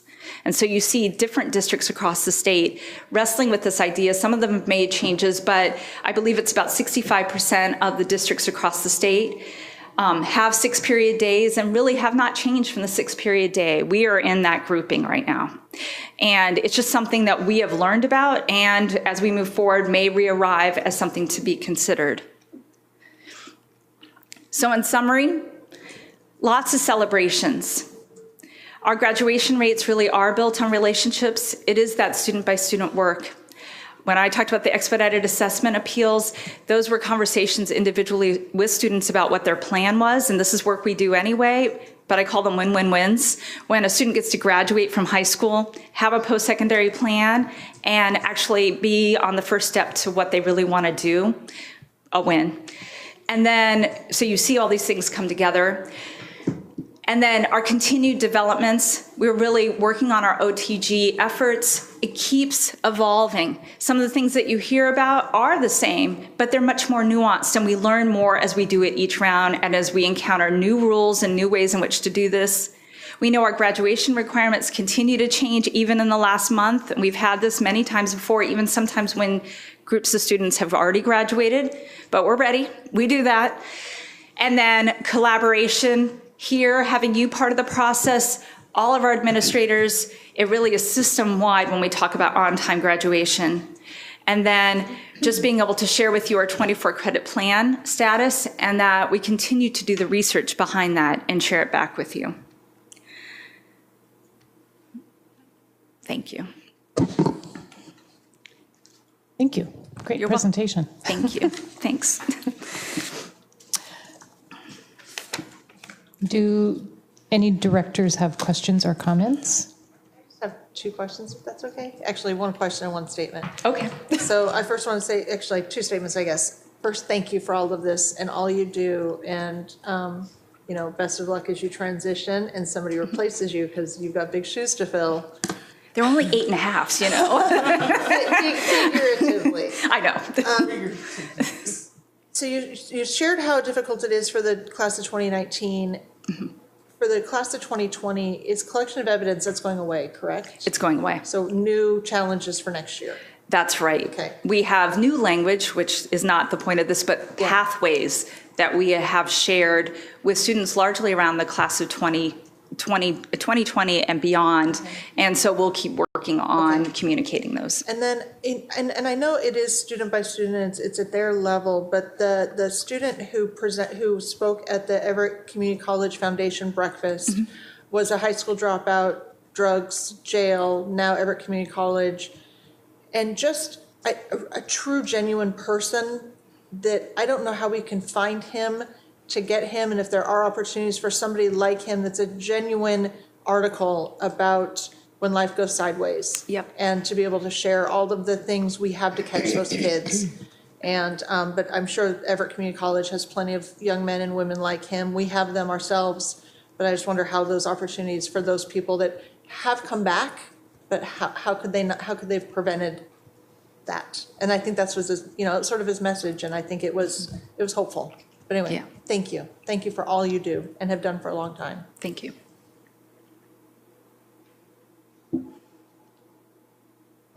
Oh, Director I'll Mason? just ditto the thank you part. Thank you very much for You're your very work. welcome. I love this work.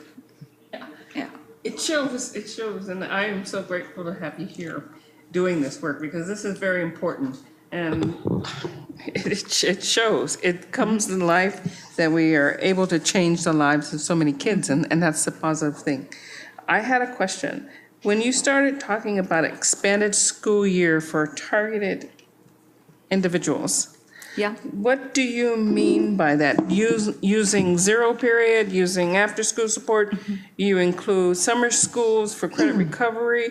What additional things within the school year that we do so that it's really an expanded school year? It is a seventh period, essentially, for some kids. And how do we manage to get them the classes that they need to take if they haven't yet fulfilled the requirements to get to that capability? How do we help them there?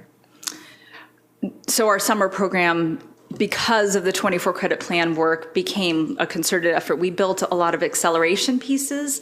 And so even this summer with health, we're making sure kids have banked a class. But that's something that's new. We just kept developing based on what we were learning that kids need. So when we talk about expanded school year, we were talking about a seventh period, because in high schools we have 6 period. And so we have cohorts of kids that have been part of that. And so we've done that. We've established a lot of the work. At Jackson in particular, they've had a lot of success around their 7th period and having programming every day after school. They have a lot more kids attend and do that, where at all the schools, the in-school period that is called SOAR or Success Time, it's our credit recovery class time, has been a huge support for kids, not just for credit recovery, but for just helping them get back on track. Some kids do need classes that can't be offered readily without stepping back. We help to find either other programs or another way to get at some of that content. And sometimes it takes place there. Oftentimes we work with individual teachers to provide that instruction and provide an opportunity for that to happen, to get kids on board. Because really at that point, we're not talking about large groups of kids. We're talking about very small numbers of kids, yes. Okay. Yes. Okay, as we approach the 24, those kids that are going to be impacted from the 24 credit requirement, what do you foresee as our day changing? Will it be changing to, I know we're offering more in 8th grade for classes that kids can bank a class. Yes. And that's wonderful. But there are a lot of kids who choose not to be prepared enough to be able to do that. How do we get there? We don't have all the answers. I'm not sure if we will arrive at structural changes, but in terms of middle school courses, one of the great offerings that we've had over the last few years is Washington State history, which is a required class. So that means that students are leaving middle school with a half credit. And so that is something that benefits them on their high school transcript in terms of MET. It's a requirement in terms of just being met, but also the credit. Another piece, and I call this part of the toolbox when we work with individual students, is that we do have choices about waiving certain credits, which I've noticed in the new language around 1599 that they've changed how broadly that they speak about it, where when it was first rolled out in part of the initial law in 6552, that it was very narrowly defined. I think we're going to see some changes to the law, I would anticipate, because it will impact kids across the state. And then also, those PPRs or optional classes will allow kids some leeway around the credits that they earn. And that we can do where kids have choices about some of the classes and options for getting there. I think there's probably many other ways to get there, but I think those are some of the immediate tools that we'll have for kids when we're at that stage. So. Very cool. And we'll work that too, so the kids are the least impacted by that and yet successful at earning the credits. Thank you. You're welcome. Dr. Nankar? I'll echo the thanks. Thank you. On page 32, I believe, on tracking dropouts, one of them says work source reports. Could you elaborate on that? Yes. So what we do with WorkSource is they provide reports to us about students who have entered Job Corps and also GED programs. And GED completers do not count in terms of our graduates or transfers. They do count as dropouts. They're one of the codes that we use. However, it tells us about their completion. And so we use that information to recode where they arrived. And it's still a success for us. So we count it as a success still? We do. It just doesn't count on our grad rates. It actually counts in our dropout rates. But that's something we want to know. That's where kids are arriving. But the other piece is around many Job Corps programs. It depends on which ones students arrive in. Some of them have high school diploma programs attached to them. And if they do, they count as a transfer for us. And again, we're trying to find and pair kids with their best match. Sometimes it doesn't work for us. We want it to be, again, a win-win-win. We want them to be in what they want, as well as for it to benefit, of course, the school district. But mostly we just want to make sure they're in the right place. So that's how we use those reports. Representative Tran, did you have a question? Thank you for your very thorough presentation. One of your final comments that you made about how graduation is based on student relationship, I strongly agree with that. A lot of students come to school for one class or for one teacher. The connection that they make, those are vital to student attendance and graduation. You also mentioned a redesign in the CCRS curriculum. When I was reaching out to students about mental health and what they believe the schools could do to support students more, they said that more curriculum on social and emotional well-being in CCRS could be helpful for That's a great suggestion. And actually, I've heard it from a few, but I'm glad to hear it again. So is that a part of the redesign, or?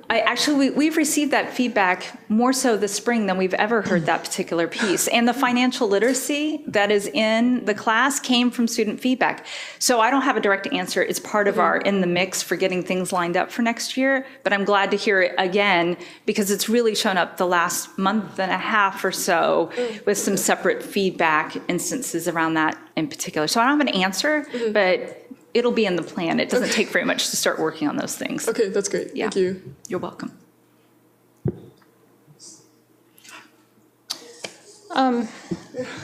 I guess my feelings are, obviously we have a lot of processes in place and interventions, but can we really accelerate and intensify those to meet that higher 24 credit bar? And wondering, if going to a 7-period day would make that more focused and maybe just easier across the board. The table on page 48, I don't really understand it. Oh, sorry. I probably because we've got a cost factor. That's okay. Yeah, and so maybe you want to explain a little bit about that. But I guess so that's one thing I wonder about is do we need to, I know going to 7 periods is extremely expensive from a labor standpoint. But I wanted to understand this table a little bit better And then my next question is, you talked a lot about focusing on 9th and 10th graders, which again, I think is difficult because when you're in 9th and 10th grade, it's hard to think about being a senior. I mean, I think we all tend to do what needs to be done when the deadline gets closer. Yep. So could you speak a little bit more about what specific strategies we're going to have to focus on those 9th and 10th graders? So I'll step back into this chart first. The percentages you see on the bottom line are basically a calculation of the teacher load divided by the student load. So in the first column with the 8 period, the teacher load is 7 periods. They teach 7 periods, and students would be in an 8-period day. Okay. That means that if we had 8 out of 8, we'd have 100% cost factor. I mean, we would be maximizing our teacher's day. They'd be completely in contact with students all day. We know that they probably need to do some other things, I hope, but that would be how this calculation is arrived at. Okay.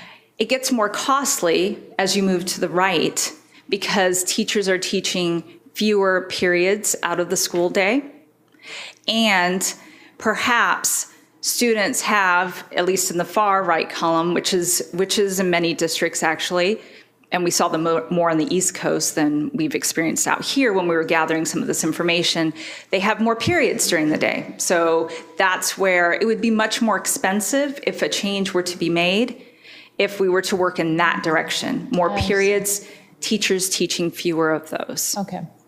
And usually what drives that end is, of course, teachers, expressing that they have a workload, and then students wanting a lot of choice. So it's coming from those two pieces that you arrived on the far right end.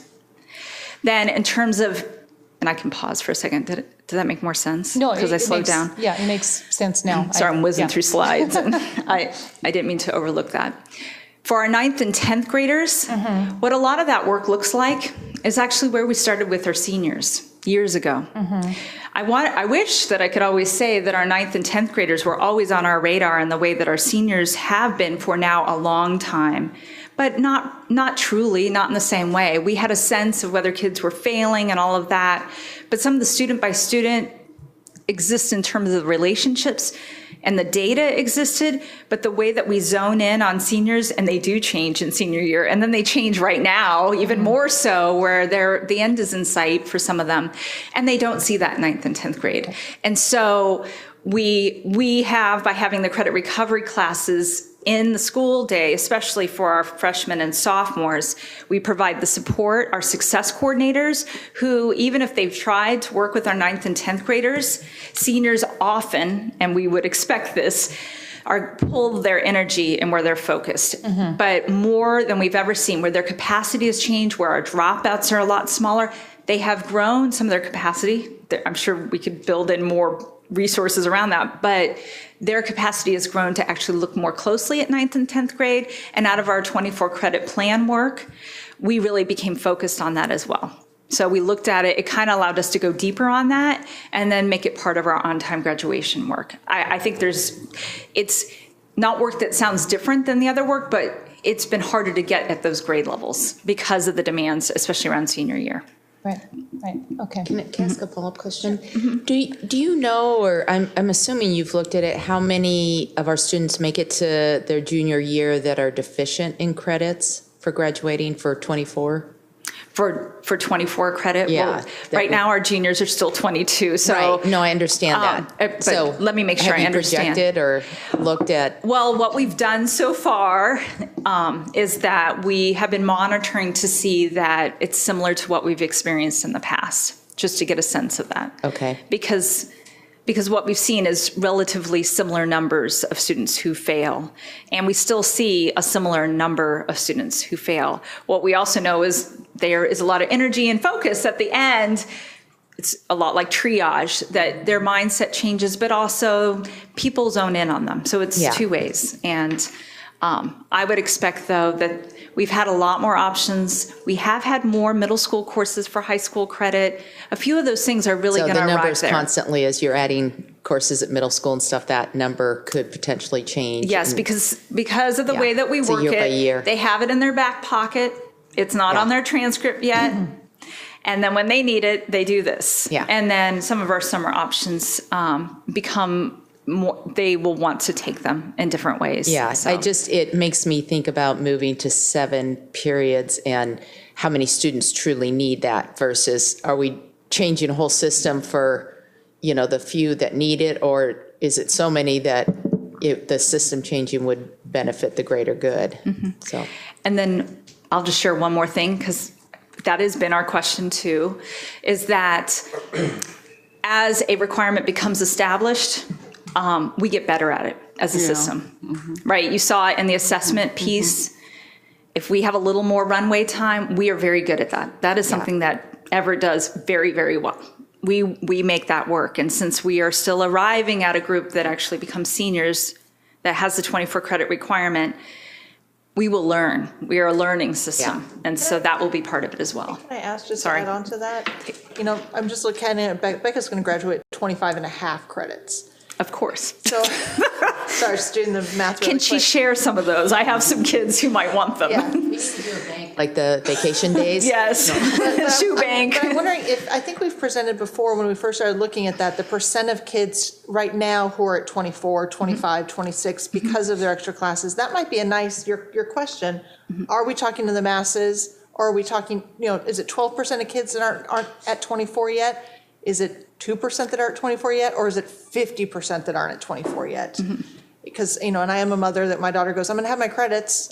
You're still in class full senior year. So, I am that mother. But I just wonder how many of our seniors are taking 6 classes a day for 6 years, have high school credits, are already sitting at 24, 25 credits. I think that'd be an interesting number to see.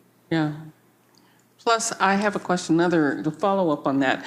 We do a lot of summer classes that are available, like the, Washington State history for those 8th graders coming out of middle school that may not have it. You have to go to summer school and take that class. But what other classes are available that are not a tuition-based? That are not tuition-based but accelerate. Those are our wanted classes. So a lot of them are science CTE classes. I'm going to forward my parent email to Director Lissane. I don't have the list right in front of me, but I should be able to rattle them off. But it was a very impressive list, and I'm Yes. glad you brought it up because I looked and I thought, wow, there are some really cool opportunities. That most of our kids can take. They're they're available to. Game design and all Yes. kinds of stuff. Yes. It's especially with DigiPen, those classes. Yeah, very, very good. Thank you. Thanks. Thank you, Dr. Willard. Amazing presentation. This is amazing work that goes on in our district. I think we're known for it. And your passion shows very clearly. Thank you. All right, we will move to a break, 15-minute break. So we will be back at 6:47. 6:48. I can feel it. 6:50. It's really funny. Very, very.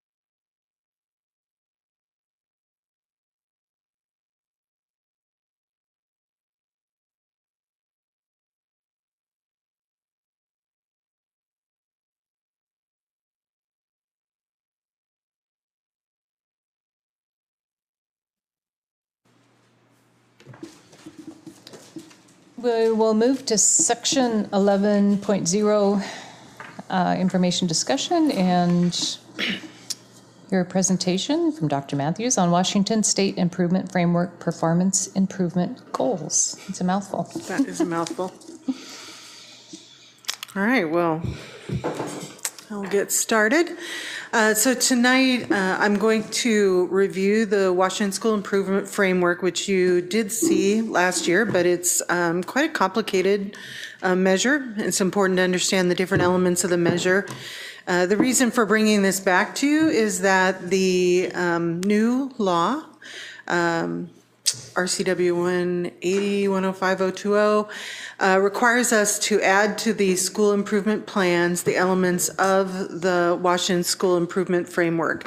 And so we'll go through the different elements, and then I'll show you some data about where our schools are, and then I'll make some recommendations from myself and the members of the ILC on where we think we ought to set some of the goals. Some of the goals are set by the state, but there are others that you will set, and I'll be coming back on the 18th to finalize that. So I will go fairly quickly through this. However, I do understand it is complicated, so I'm happy to also slow down. Since you have seen it at least one time before, I want to belabor the point. The Washington School Improvement Framework was released for the first time last year, and it covered the 15, 16, and 17 school years. And with the release of that data, it identified the schools for support that will be getting support in 19, 20, and 21. That support level will be recalculated in 2021 based on the 18, 19, and 20 school years. And at that time, science will be included in the measure, and that will determine support for the 22, 23, and 24 school years.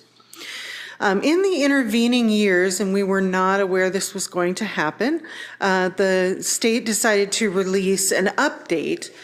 So not recalculating who gets support, but giving us an intermediate an intermediate measure of where we are going. So this year, they released the WASIF, the Washington School Improvement Framework, based on the 16, 17, and 18 school years. And the one caveat is that they did not include science and will not be including it until that 2021 release. So while we know where we are in terms of the WASIF today, it will change slightly because of that science measure. It will also be released in the 2020 year, and it will be based on the 17, 18, and 19 data, and again, only on ELA and math. And so you can see here the 17, 18, and 18, 19 data, that is being released for 3 consecutive years, but will not include science until that 2021 release. So the Washington School Improvement Framework is based on several measures, and these are big changes from the Achievement Index. The first big change is that proficiency makes up 40% in elementary and middle school, while growth, or the median school student growth percentiles, make up 50%. So a greater weighting on growth in elementary and middle school, and a greater weighting on graduation at high school. English learner progress for elementary and middle school and high school are 5%.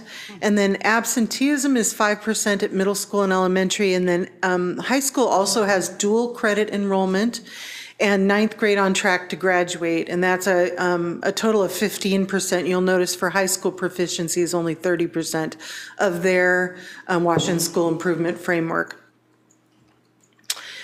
So for each of these elements that are included in the framework, schools get a measure on a scale of 1 to 10 for all students and then every single subgroup. And that scale of 1 to 10 is determined by measuring each of the elements, so proficiency, student growth, attendance, etc., and then ranking the schools and breaking those schools into 10 equal groups. So you can't just look at your proficiency level and determine what your percentile will be, or your decile will be, excuse me. What you have to know is how everybody else in the state performed. So for example, in this example, school got a 62% in proficiency, and that put them at the 5th decile.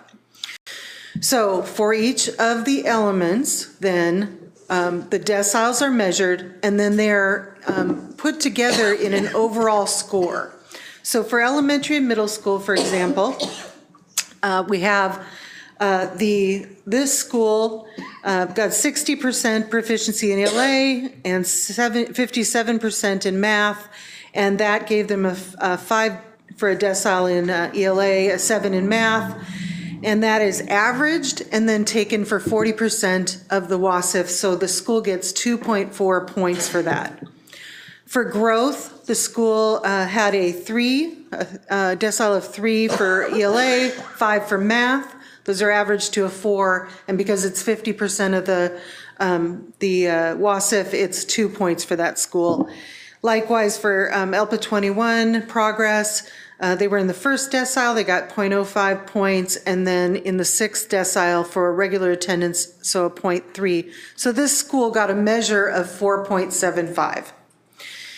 Similarly, high school is measured in the same way, so science is not in yet. You'll see proficiency averaged, the 5th and 7th decile. Again, this is only 30% for high school, so that's 1.8. They do not have growth, but they have EL progress at 5%, so a 0.05 for that.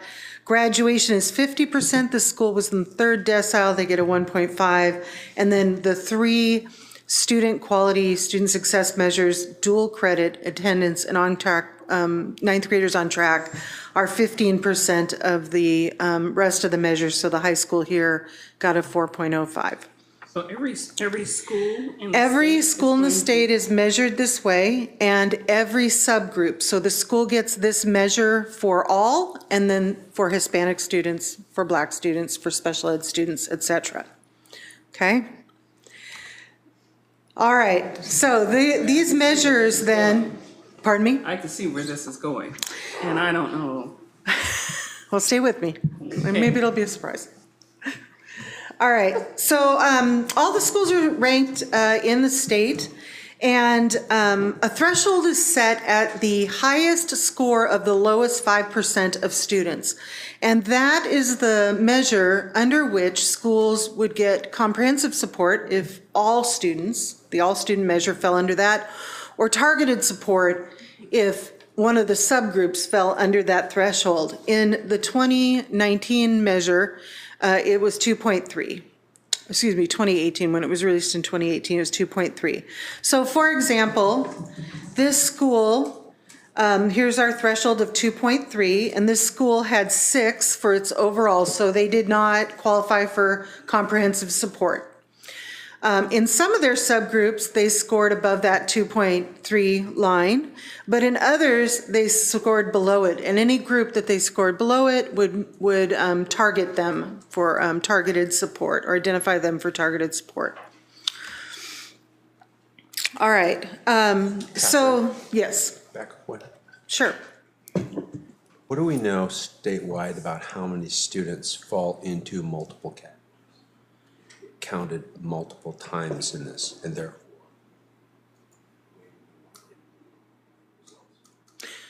Well, every single student falls into the ethnicity category. So everyone is counted in that way. And then, of course, you have your programs. Everybody's counted in all. And Everybody's counted then a second time in an ethnic ethnicity. group. And then some of our students are ELL students, so what is that, 18% of our population. Special ed is about 11% of our population. Low-income students represent about 43% of our population. Could have some students counting in 5 categories. Oh, yes, yes. A student could qualify in every one of the categories. That is correct. And as a matter of fact, really the state's intention with the SSA and the federal government's intention is to count more students. So one of the things that happened with the WASF is, do I really have 5 minutes left? Oh, okay. Different time over there. Okay. That's total time. Okay. Hustle. All right. So the intention with the state is to count more students. So in the past, there was a minimum number of 10 in any one school year. Now with the WASF, a minimum of 20 in any 3 school years combined. So you literally could have a student in one year, 11 in another, and 8 in another, and you would count that subgroup. In the past, that subgroup would have been suppressed for 2 out of the 3 years and not counted in this measure at all. So that's the first change. The second change is really when we count students. So for example, in proficiency, a student used to be required to be enrolled by October 1 and then remain in attendance through the end of the school year. Now a student has to be in enrollment by October 1 and attend any 150 non-contiguous calendar days, so including weekends and holidays. So now we do have some students who are moving in and out of our schools, and they're counting in our federal proficiency. Proficiency, as you, I'm sure you know, is the number of students who are supposed to test and meet standard divided by the total number of students who test. And we are required to hit that 95% participation rate, which is really important because schools that don't hit it lose a full point in the Washington School Improvement Framework. And so getting students to the test, particularly at high school where it's now just one of the options rather than the pathway to graduation, is really important. Growth is measured by the median school student growth percentile. It follows the same rule as proficiency. Students have to be in school by October 1 and attend 150 cumulative calendar days, non-contiguous. And remember, our students are put into a cohort of their peers across the state, regardless of their demographics, who have a similar academic history in terms of their assessment scores. And then they are given a growth percentile ranking based on the amount of growth they have in relationship to that cohort across the state. And then for our schools, the median student is picked from all students and then from each of the subgroups. Graduation, you're very familiar with. It's the adjusted four-year cohort rate. However, we do get bumps for 5, 6, and 7. I'll be honest, our high schools all get 10s in this area, so the bump is really a bit irrelevant. English language learner progress. This is the number of students who transition out, are on track to transition out of services within 6 years, or who test into the program and out of the program in the same year, divided by the total number of students in the program. And to be in this group, you just have to have 2 ELPA 21 scores, basically. And so we calculate progressing.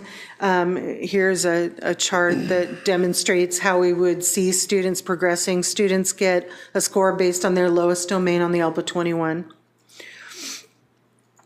Attendance is very strict, actually, in this measure. It's students enrolled between September 1 and June 1 for any 90 cumulative calendar days, so non-contiguous, including weekends and holidays. So a student could be potentially in 2 different schools' attendance rankings in our district. And regular attendance is a student who has less than 2 absences in a month of any kind for any 30 days, as long as they are enrolled for that 90 days.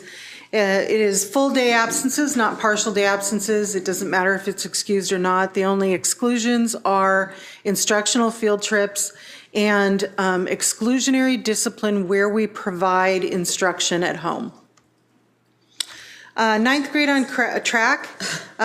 You can slow down just a little bit. I know it's like there's just not enough time, but there's a lot of information to absorb. So 9th grade on track. That is the number of students who earn all their credits of students who attempted any credit during the school year.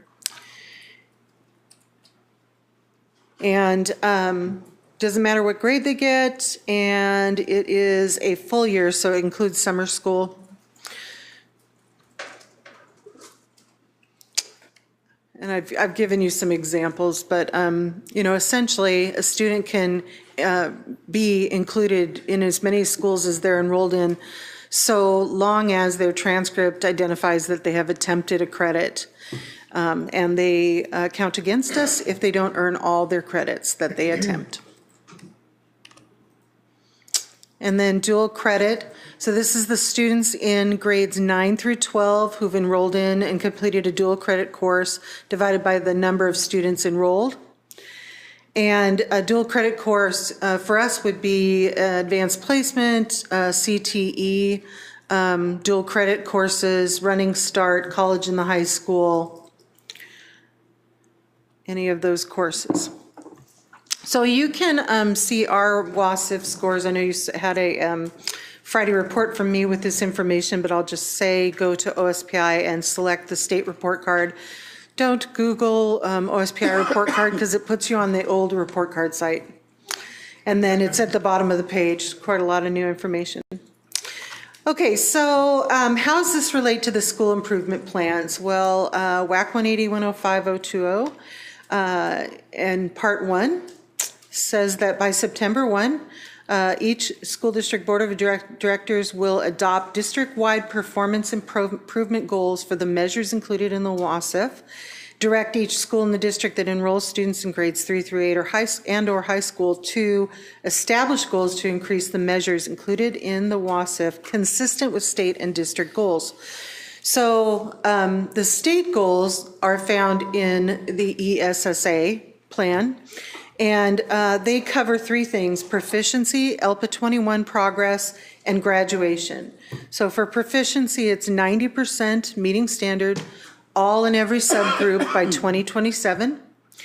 For ELPA 21 progress, it's 77% of EL students making progress by 2027. And then for graduation, it's 90% for all in every subgroup by 2027. So really what the district weighs in on or determines is attendance, student, mean school student, growth percentiles, dual credit, and 9th grade on track.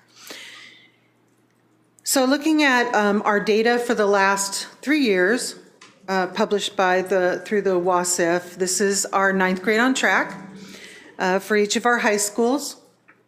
And you can see Jackson upwards of 80%, Cascade and Everett in upwards of 60%, reaching into the 70s, and then Sequoia is lower than that. And looking at and comparing this to the goals already set by the state, which are intended to be rigorous and all-inclusive, our recommendation is 90%, which we feel by 2027, which is a 9-year runway, based on the 2018 data, is rigorous, as are the ESSA determined goals. And I think if I could run through the data, and then we certainly can take your questions as well. For dual credit on track, we would recommend something more in line with the ELPA 21 at 75%. And that's because a quarter of our students are 9th graders and have very few opportunities really to do dual credit. So there's some AP classes, but Running Start doesn't permit 9th graders anymore. There's some CT dual credit, so 75% seems a little bit more realistic. Something I caught right there, you said Running Start doesn't permit 9th graders anymore. Anymore, yeah. It used to permit? Mm-hmm. Yes. I never knew that. There was not a grade requirement prior to about a year ago. Some reason, even if it did permit it, I don't think it was ever one that was spoken of. So some of those kids could have had that opportunity but didn't know about it. Yeah, well, most 9th graders probably aren't ready to leave school to go to a class on a college campus. Some are, but most would benefit from dual credit AP or college in the high school on campus or on their own campus. Right. Yeah, yeah. Median school student growth percentiles. So these are the last 3 years of median school for elementary for ELA. And you can notice that it goes up and down. This is probably the hardest thing to predict because, again, our students are compared to a cohort across the state. And we're selecting that median number, which really fluctuates depending on performance across the state of students. So again, what seems more reasonable is aligning it with the ELPA 21 the EL progress goal right around 75%. And this is ELA, this is math, and here's where 75% would be for math. And our scores have come up in this area, but there is still some fluctuation. And then the same measure for middle school. There's no measure for high school, but of course middle school a little bit closer to 75% overall with the exception of Eisenhower. And in math, slightly lower in math, although I would advocate for keeping ELA and math the same. And then finally, we have attendance, and we, for the most part, well, we fluctuate a little bit, but we're mostly at or near that 90%, some over it. So I would say aligning with the proficiency measure. And there's high school and middle school. High school is a little bit lower attendance, and there's middle school as well.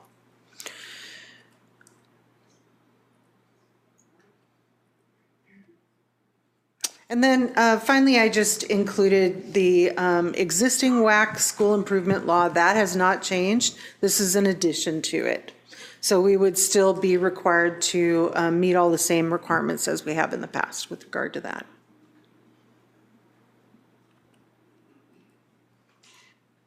How did I do? Good. Oops. Okay. All right. So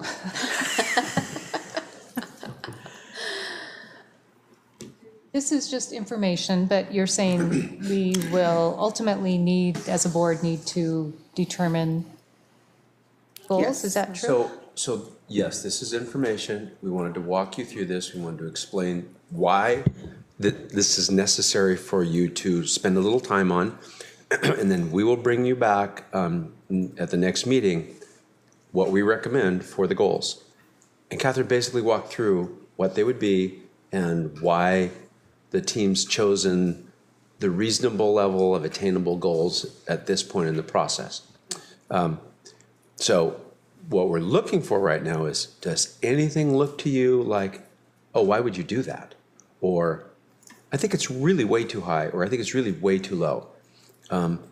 But, you know, there should be a fraction here. I wouldn't spend time on that. Mm-hmm. So this is really about, does this make sense? Is it reasonable? Does our landing on reasonable and attainable make sense given the circumstances that we've described to you and what the state's looking for? So if you want us to go change something or go a different direction on any of them, it would really be helpful now to hear the strength of that desire from the board. The board. When we establish a goal of 75%, do we feel confident that we have enough funding available to provide the support necessary to reach that goal at every middle school, every elementary, and every high school across the district? Yes. That's a tall order. We have the funding we have. What we've done is set the goals based on what we know our resources are and what those rules are. So we think we've got a reasonable level of funding for that reasonable goal. Or should we not look at changing the goals for some of the high schools that, or middle schools or elementary, that it would be a tall order to do because they are so much below the average or the other schools? I mean, we set a goal across the board, and do we have expectations that every school is going to be able to make that goal? Well, I would say that there is a reason that the state set the proficiency at 90% and graduation rate at 90% and ELPA 21 at 77 for every subgroup. And that was to say that we shouldn't have different goals for different groups of kids or for different schools, that it's a commitment to saying this is aspirationally where we need to be, and we have a long runway to get there. And is it possible we might fall short? Yes, and I think we will surely fall short if we don't set the goal the same for all kids. Can I ask a question along that lines? Like attendance at high school really stands out. And I think we've asked this question before when we've had to look at, that excused absence versus unexcused and all those. In those high school numbers, are those, you're absent if you go on a TSA trip, if you go on a choir trip, or is this kids that are like, I take Becca to an oral surgeon, orthodontist, eye appointments, or they just don't go to school? So a lot of that was yes. So let me break it down for you because it is complicated. Yes. It is only for a full day. So for example, I believe a full day in our system is 4 periods at high school. So it wouldn't count if you had your student out for a period or 2 periods. And you can't add those together to make a full day. Okay. So it's only for full day absences. It doesn't matter if it's excused or not, right? The only thing that doesn't count against you is an instructional field trip. So instructional will be related to a class that they're in, or if they have exclusionary discipline and we provide services. So really, attendance was released for the first time about 3 or 4 years ago at the district level on OSPI's data and analytics site, and it was quite low with this new measure of what they consider to be excessive absenteeism. But the work the schools have done focusing on that, really our numbers are quite good. They need to be better at the high school, and there's probably some reasons for that developmentally. Kids at the high school make decisions maybe beyond what an elementary student They have cars. Yes, they do have cars. But they also have opportunities. My son's out 3 days at counselor at Viewridge fifth grade camp. So, Yeah, exactly. Or they're legitimately and the older kids get those opportunities. But that would be considered an instructional day. I don't know. I'd have to look at the Cedars manual, but yeah, looking at colleges. But even so, that, there is room for improvement. Yeah. I don't see a problem with most of the goals. It was just that high school attendance really stood out to me. It's going to be hard. But I'm impressed with Eisenhower. Her attendance looks pretty good. You mentioned recommending the 75% goal for both middle school growth for ELA and math. Mm-hmm. And that's a pretty big stretch for math, not so much for ELA. So what's the reasoning in having them the same? For ELA and math? Mm-hmm.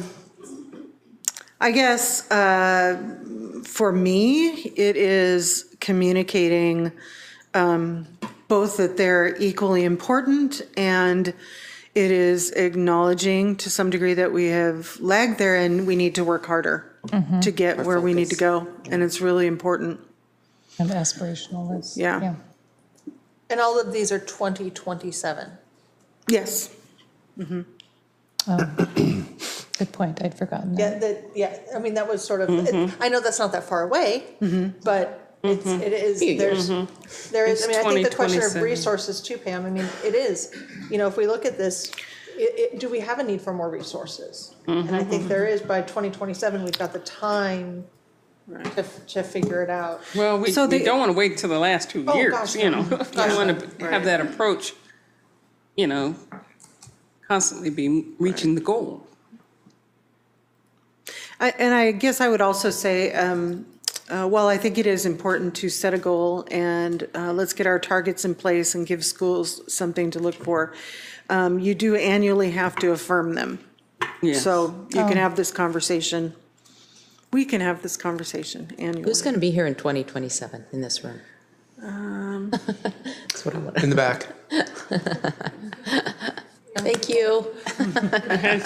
Good. Another question. What does support mean? You said there's different levels for determination of support. Yeah, so the Office of School and Systems Improvement works with schools that have targeted, is that right? Work with schools. We have no schools that were identified for comprehensive support. Okay. We have, which is a huge deal. And Could you say it again, please? we had no schools identified for comprehensive support. Which is? It's amazing, really. Yeah. Okay, just checking. And we Does that have. also put you on a watch list or something? No. No. Okay. They come in and provide coaching and. When you say a watch list, you mean if you're identified for support? Yeah. Yeah, there's a list of schools that are in like the, Catherine, what is it? The 2.5% and the 5%? It's the lowest 5% of schools. And then within that group, there's a 2.5%, and those are the, now watch list, I guess That's what I mean. that It's would like be the schools fair. to avoid. Well, it used to be Yeah. called you're in school improvement. Step Right. 1, step 2, step 3. You remember all that stuff? Because what we It's different heard from names. our candidates is states that like will go in and close a school, Yes, right. take over a school. And so it was like, but we don't, they come in and help. They don't. Yeah. Yeah, we're a little more local control than that. Yeah, okay. That's what I want to confirm, that we Yeah. weren't in that kind of situation. Because I'd never heard that before, so thank you. I want to congratulate you on your presentation, because it made a very complicated Thank you. subject really very understandable. All the Or less complicated. less complicated, yeah. I guess I have a question too, is if we're being compared against all the other districts, how is the integrity of the data maintained or whatever? It's like, how do you know that the data other schools are reporting is accurate? Yeah, Because that's a great question. we're being evaluated against it. So all of this data is comes directly from school districts' student information systems. Okay. And so I work with Senya Yaklovek in the LMS department whenever one of the data pieces is released, and we vet the data and we contact OSPI if we see problems with the data.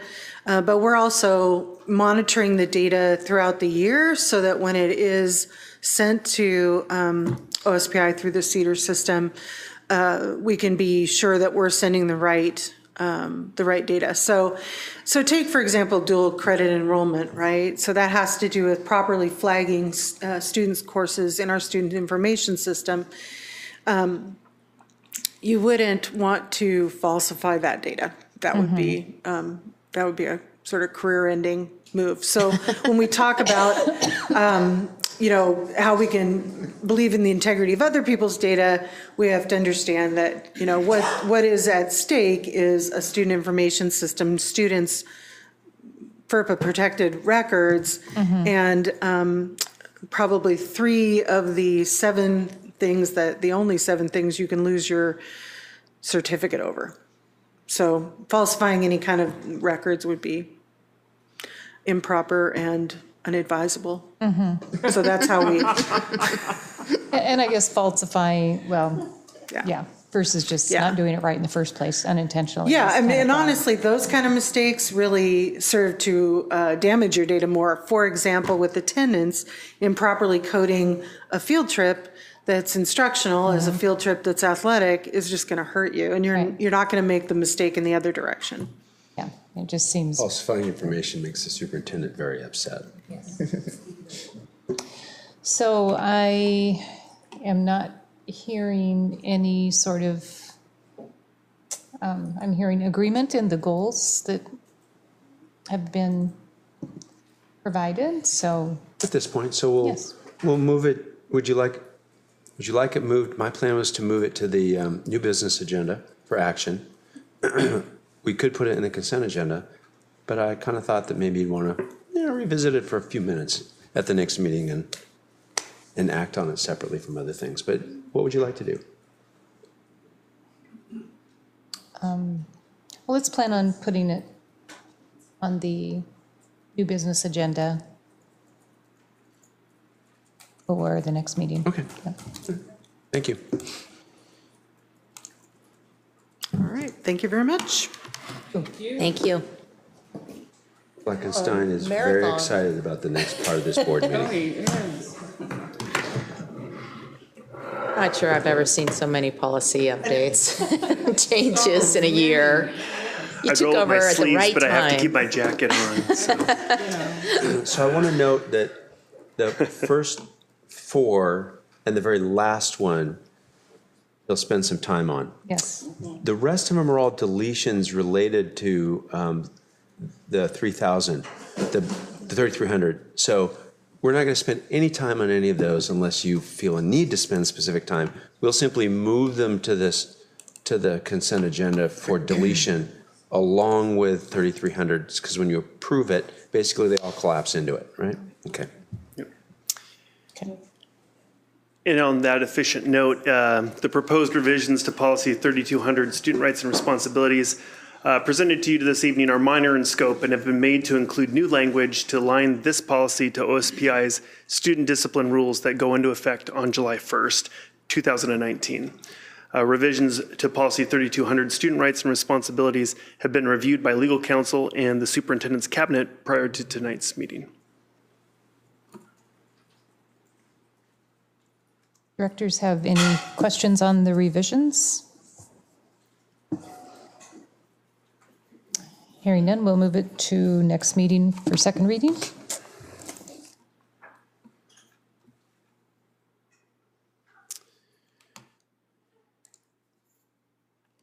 The proposed revisions to policy 3246, use of personal electronic devices, have been made to address concerns expressed by district staff about the use of cell phones in classrooms, as cell phone use during instruction has become a distraction to student engagement and learning.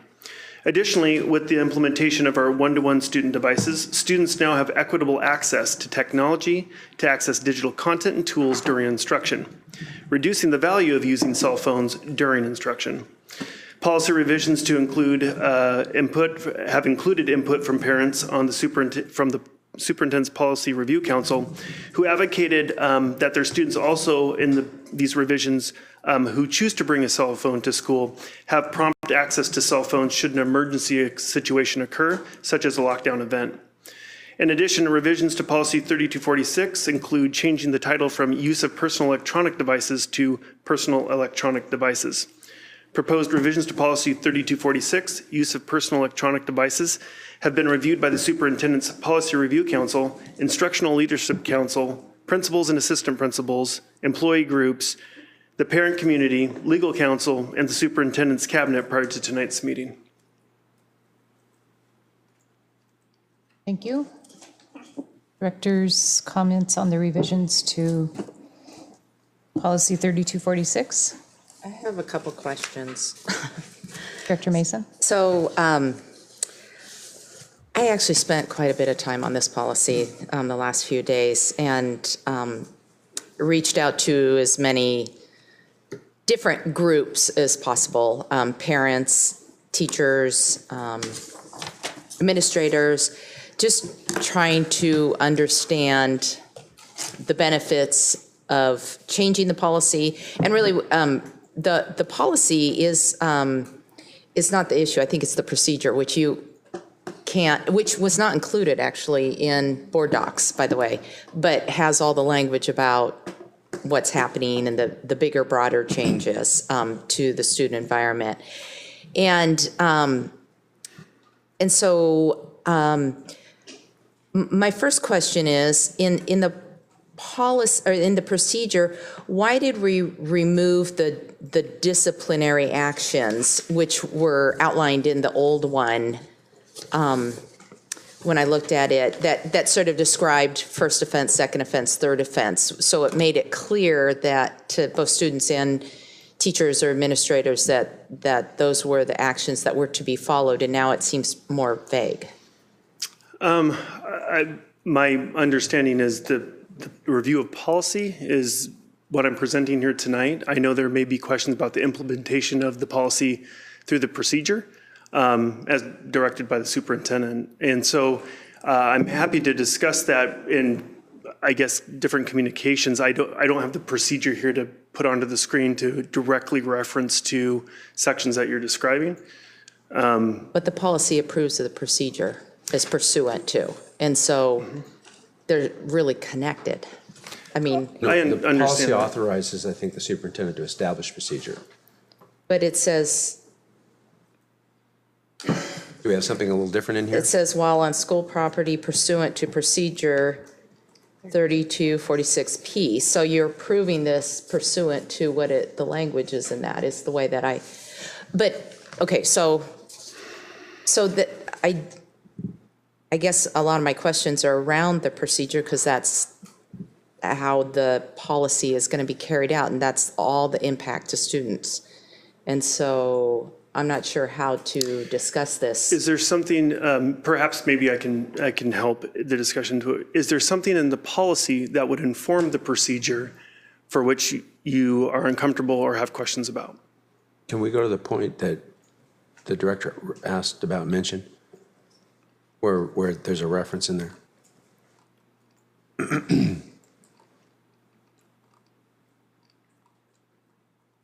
So let's zero in on that particular question. However, students may use personal electronic devices such as cell phones, tablets, or other mobile devices while on school property while attending school-sponsored activities. And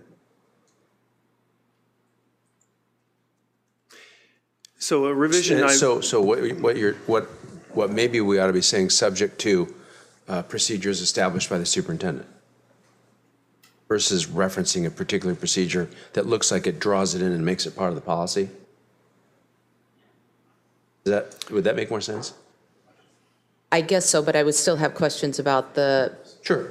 The procedures, content, yes. Yeah. Yes. Yeah. No question. What Larry's trying to do is sort of separate the policy versus all the implementation stuff. Right. Right. Would we be better off? Because we don't typically do that. We put it in the reference. Yes.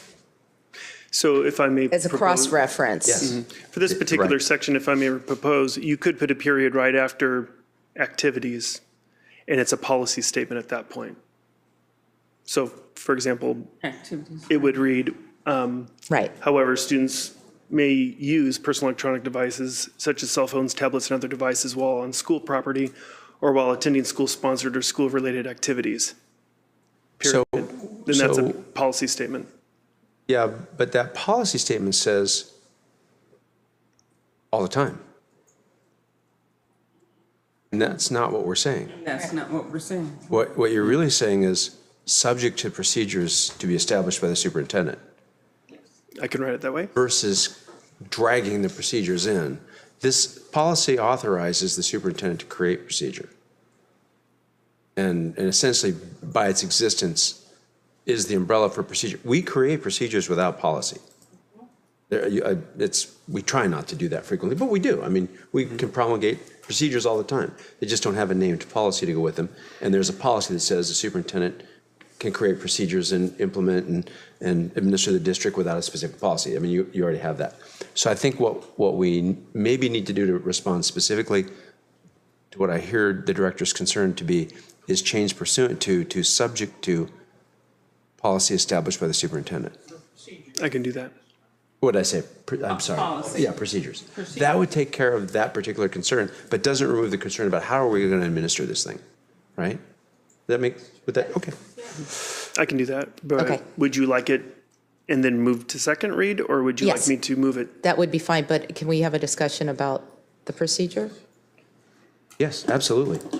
We can. Can we make sure first that there aren't other problems with the Yes, policy? we can. Absolutely. Maybe And I do that. apologize, I don't have the procedure to reference in our discussion, so I'll be just giving you answers off my that's memory. fine. Yep. Well, I think what we'll do is put it's the in our procedure on a version. different, we'll put the procedure on the next meeting so And that the we can talk about it as an information item. And the procedure's in board docs right now. That's true. Board You can docs. pull it up. Yeah. He can't very Can't see well. it. I Well, understand. It Yeah. was in Friday report as well, so. Yeah. Yeah. Let me see if I can. Larry. Is that computer not linked, that if you don't click on that hyperlink, it doesn't go anywhere? Not the revised copy yet, because these links go to only the published version of each policy or procedure, and it's unpublished at this point, it's still under review. The changes are. Yeah. Yeah. So we can put this on for an information item. I mean, if you. And have a conversation about it. If you would like, I can put it onto my laptop here. It won't project on the screen, but I can reference the. Well, Yeah, I have a copy, but I'm not sure. They can get at it because they're logged in. We all have a copy. Just hyperlink it. Okay. You don't even have to hyperlink it. It's attached to the, But that's procedural. item in the. I mean, in terms of access. Doesn't take you to the revision, though. No, the No, hyperlink does doesn't. not, but people, they can go into board, they can go into Friday report and get it. Yes, but Isn't it- this isn't it- hyperlink But do doesn't you get want to you there. spend time looking at that during this meeting? If you touched it, the procedure that's in this policy, you should have, is that what you're saying? You should have gotten the existing procedure, not the one that's amended that Caroline's asking about, which is what we want to talk about. Oh, okay, yeah, no, thank The you. question for you is, Carol, is can we finish the conversation about the policy and then decide when we're going to talk about the procedure? Yes, we can finish the policy, but I'm wondering if Director Mason wants to express her concerns about the procedure, so when the board members look at it for next meeting, we'll understand some of the questions. And I have the procedure on my laptop right now, so I can see it. Some of the other issues surrounding that. Okay. So does anyone, excuse me, are there any other suggested revisions or questions to the changes to the policy?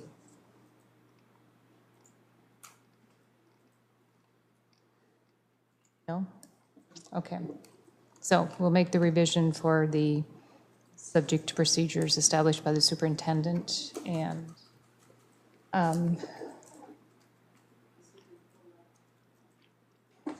as board members, we can pull up the board docs, or Caroline, you can just start walking through it.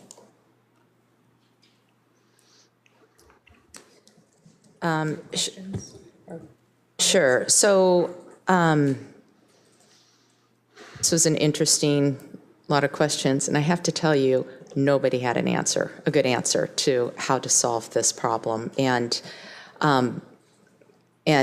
make all parties, satisfy all parties. So parents are concerned about safety and having their students have access to their devices should they need them. Parents are also concerned with communication with their students. It's changed since we were kids, where parents are more in touch with their kids, and sometimes it's about important logistics that they need to know about, and other times it's just conversation. And students obviously are very connected to their devices socially, and then teachers have the concern with the disruption in classroom. And I really think that's the bigger issue is the classroom environment and creating an environment and supporting educators in the process. And that, to me, in my mind, after many, many conversations and thinking it over a lot, there isn't really any value in students having access to their cell phones during instructional time. Mm-hmm. You can talk about, they take photos of notes, they do things, but as soon as the phones come out, they quickly become a social instrument to them. And we are providing the district devices for the educational purpose. And so then it becomes these nuances of how do you write into the procedure a very firm stance on no cell phones during educational time. And then every time that you say, but, what if they just had them here? Or what if we allowed this? It erodes, I think, the integrity that it gives the teachers to rely on a firm policy. Mm-hmm. And so I am definitely leaning, we're going to approve the policy, it looks like, or it's moved to second reading. And so to me, the things that popped out on the procedure were the disciplinary actions that are uniform at all schools for all administrators that were in the old, or the policy as it sits now, that are now removed from the new one. Mm-hmm. And so I'll just throw that out there. Mm-hmm. I'd be happy to respond about, and that's actually one of the policies that's being presented next, sheds light on why it isn't, why that explicit kind of step-by-step is no longer there. Okay. As I'll present in 3300 and its related procedure, one of the things in the new discipline rules that precedes any sort of exclusion from a classroom for student behavior is other forms of discipline. Yes. So it now requires teachers, before a student is sent to the office, even for a cell phone violation, that they attempt some other form of discipline prior to exclusion. Not knowing exactly how every nuance of getting a cell phone from their backpack, out of their pocket, checking it, whatever it might be, we get into what was one of the primary concerns or complaints brought to the board in the previous policy and procedure on personal electronic devices, this prescriptive piece that doesn't necessarily take into consideration the context in which the disruption occurs. Now, under corrective actions, teachers will have that responsibility to provide other forms of discipline to resolve the issue prior to exclusion.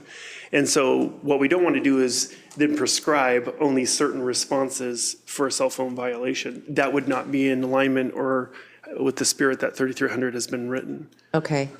So teachers are comfortable with that. I feel like the more uniform we can be, or the more prescriptive a little bit, it would be helpful, but if teachers administrators feel comfortable that covers.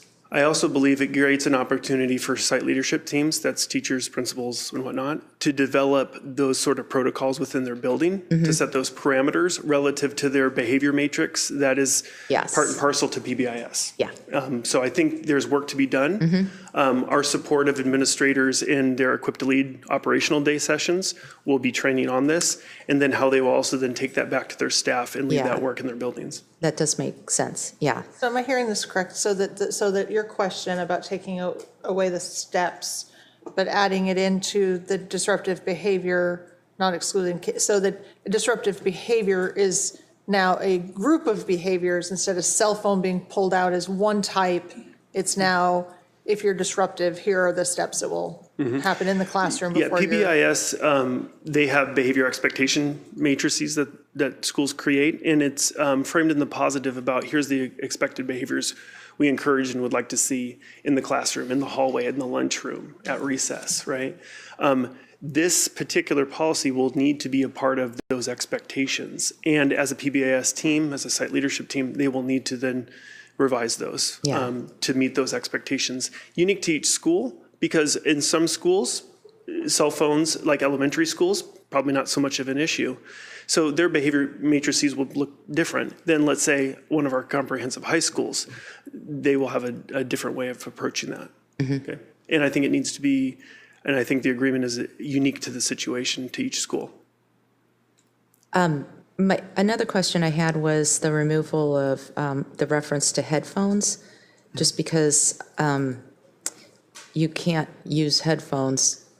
Oh, well, I don't know a scenario of use of headphones, maybe Hannah could even speak to this, of where you wouldn't be using a personal electronic device connected to those.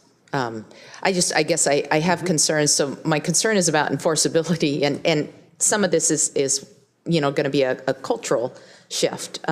The Apple Watch, they came out with their latest update yesterday of what it's going to look like, and they're going to have an Apple Watch store now, and you can get all the apps specific to your Apple Watch, and they have push through and audio and things that happen automatically because they're so little. We all knew it was coming. They're just becoming more like smartphones. But things like headphones, why was that removed, I guess? I'm not sure about the removal piece. When I'm looking at the revisions, I'm not seeing the edit and the procedure to the removal. Under high school headphones. students, I'm sorry, last sentence. Oh, okay. Oh, headset device usage. Yeah. Okay, I see. That's a weird way of describing it. Sorry. We can put that underneath, we can add that into either the policy or procedure as a part of an personal electronic device. That's not a problem. Does that make sense? I'm kind of throwing it out there as a question more than a statement. If need to be that specific, myself, when I think of personal electronic devices, it's any sort of attachments that go with it, but we can be more explicit. looking for people who work in schools and see students all the time. Between hoods and long hair being very popular right now, it's an area of abuse, I guess. But I mean, one of the things that I see. I'm wondering whether what you want to do is have a little study session on this of some sort, or a work session, in terms of the procedure and your feelings on how you'd like us to implement the policy. Natalie, I have one other comment, and I'm done. I don't think I need a whole work session. No.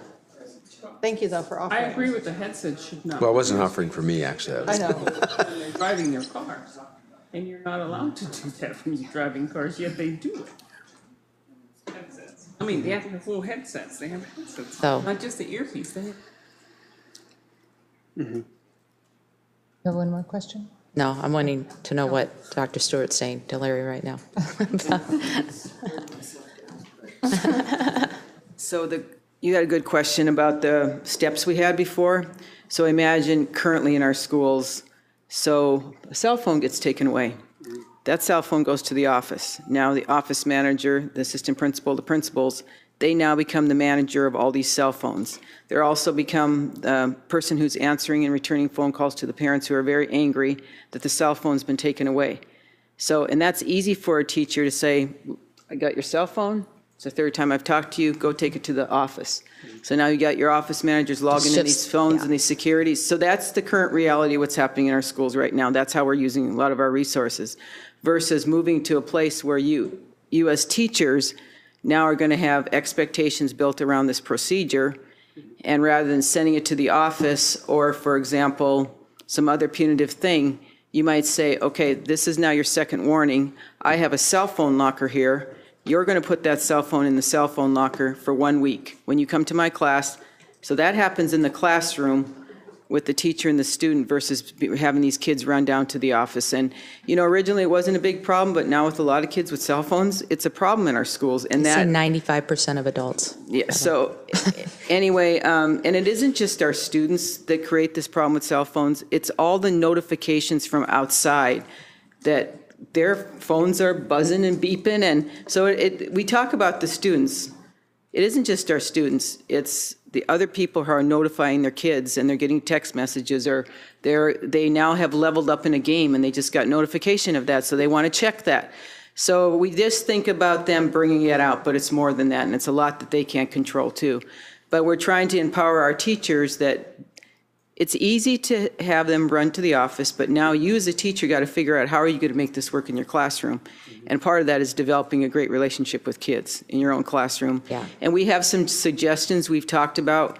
What are some suggestions to help teachers? So the cell phone lockers, the hooks in classrooms where maybe a student who is not following directions has to put his or her cell phone in a backpack and that goes on a hook. So those are the kinds of discussions we're having. They do keep it within the classroom rather than going down to the office with all these cell phones. Thank you. I have to say, since we've moved it to a couple of our middle schools, it has transformed all that running to the office. It's easier in the middle schools because they're putting them in cubbies in their classroom. The big deal with the middle school is parents like it because they used to be in lockers and now they can have access to their kids if there's a lockdown. And that solves one of the concerns. And that is a big deal. When we got those emails from parents, they were very grateful. Larry and I, 15, 20 emails? And parents are very grateful that, in fact, some of them were wise at taking you this long to move on this. So, I think I just have one other comment, and that was this is a bit of a shift, but it's kind of creating a culture, and it's obviously not going to happen overnight. It's something that we're going to need to work towards for several years. But I want to make sure that we're having conversations, in our classrooms with our students about the why, why this is important, and that we're seeing the adults, do the professional, not professional learning, not PD, but that they're modeling professional behavior and really helping everyone understand, and everyone, it's a shared accountability. It's both kids, because I shared with you earlier, one of my big concerns is that the grown-ups are going to kind of ruin the integrity of the process. It's not about just discipline and kids. It's about all of us being, respecting the learning environment when it's happening. So this is why we brought this to the board this spring, because as soon as you approve this, we want to move forward and working with Kathy Reeves in communication to make sure we are communicating this consistently to the parents, also to staff members, not kids coming back in September and finding out, or parents, wow, we didn't know anything about this, because their handbooks are going out, summer letters are going out. So we're going to work together on how are we going to get this out to everyone. And then in addition to our teachers, because what you're talking about, this will go well if it's implemented well and everybody's on board. But the second you have teachers saying, well, Dr. Lancaster does that in her room, but I'm not going to do this in my room. That's when problems start. So that was a conversation with principals, is they know their responsibility around this in the fall with teaching all the teachers and making sure that they're all on the same page. So those are the conversations we've had. Absolutely. Yeah. Just making sure that all the teachers have the language to talk about this with their students and have that conversation around it, rather than, oh, the policy, notifying that there's a change in policy is one thing, but sort of really, having a two-way dialogue with students, I think, I'm thinking more at the high school level in particular, I guess. Mm-hmm. Yeah, the principals will be given resources to help their staff transition to this. And then, as you may imagine, with most changes in schools, there is a training of the students, and then also a grace period to get used to this major change. And then at some point, it's full on. So that's what I envision our schools will be doing with their kids. It won't be first day of school and then all of a sudden we expect them to be perfect. Yeah, and they have lunch to check their texts and scores. Absolutely, before, after school, and during lunch for the high school kids. You might see some tardies during passing time if they're all trying to cram it in, but but they'll get better.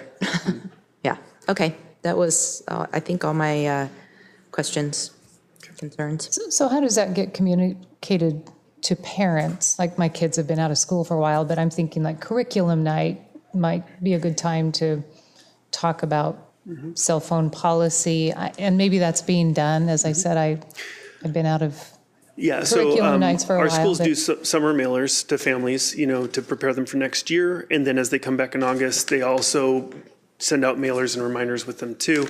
And the district will be sending out communications along with that. So this will not be a surprise that this is going to be implemented.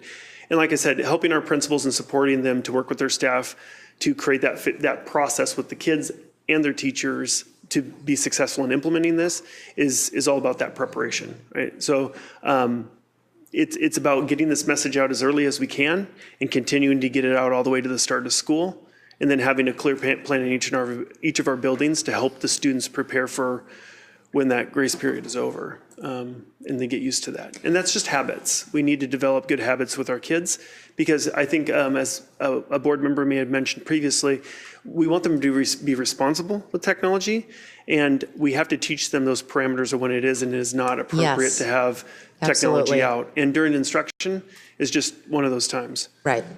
Right. It's interesting, just in the research of articles I was reading, and how, a decade ago, when there maybe 60% of the kids had a cell phone, they just were banned because of the inequities and not enough to make use of instructional. And as more and more kids got them, there was more push, like our last policy change, to embrace the technology in the classroom. And now it's definitely trending towards this, where when 95% of adults have a cell phone and 77% or something have a smartphone, it's just becoming a huge distraction. And we adults all know the distraction. We're all right there too. It's not just our kids, but hopefully we can all learn and grow together. I know. Yes. Okay. So let's move on to policy 3300. Okay. And we'll move that to our 3246 for, with the revision. Second reading with the revision, yes, thank you. So revisions to policy 3300, corrective actions, are presented this evening to comply with House Bill 1541, which was passed by the legislature in 2016 regarding statewide changes to student discipline. OSBI adopted final student discipline rules on July 30th, 2018, with portions of those rules taking effect this school year, while the remaining changes will take effect next school year. To be consistent with WASDA's model policy for student discipline and Chapter 392-400 WAC, 11 of our current student discipline policies have been integrated into Policy 3300, as it is presented to you this evening. The revisions to Policy 3300 also include changing the title from corrective actions to student discipline. Proposed revisions to Policy 3300 corrective actions have been reviewed by the Superintendent's Policy Review Council, Instructional Leadership Council, Principals and Assistant Principals, Legal Counsel, and the Superintendent's Cabinet prior to tonight's meeting.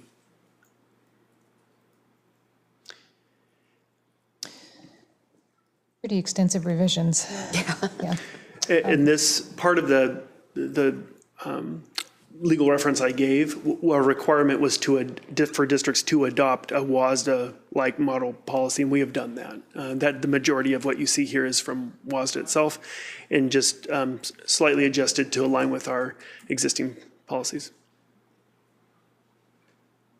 Questions or comments, directors? All right. We'll move this for second reading. The proposed deletion of 11 policies on tonight's agenda, items listed on the agenda as 1304 through 1314, is provided for the board's consideration to be consistent with WASDA's updated model policy for student discipline, Policy 3300. These 11 related discipline policies have now been integrated into Policy 3300 that was just presented. The policy deletion of 11 policies, items 1304 through 1314, on tonight's agenda have been reviewed by Legal Counsel and Superintendent's Cabinet prior to tonight's meeting.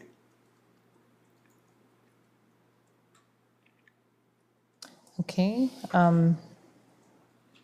Any questions, comments, concerns about deletions? No, we will move them to next meeting for second reading.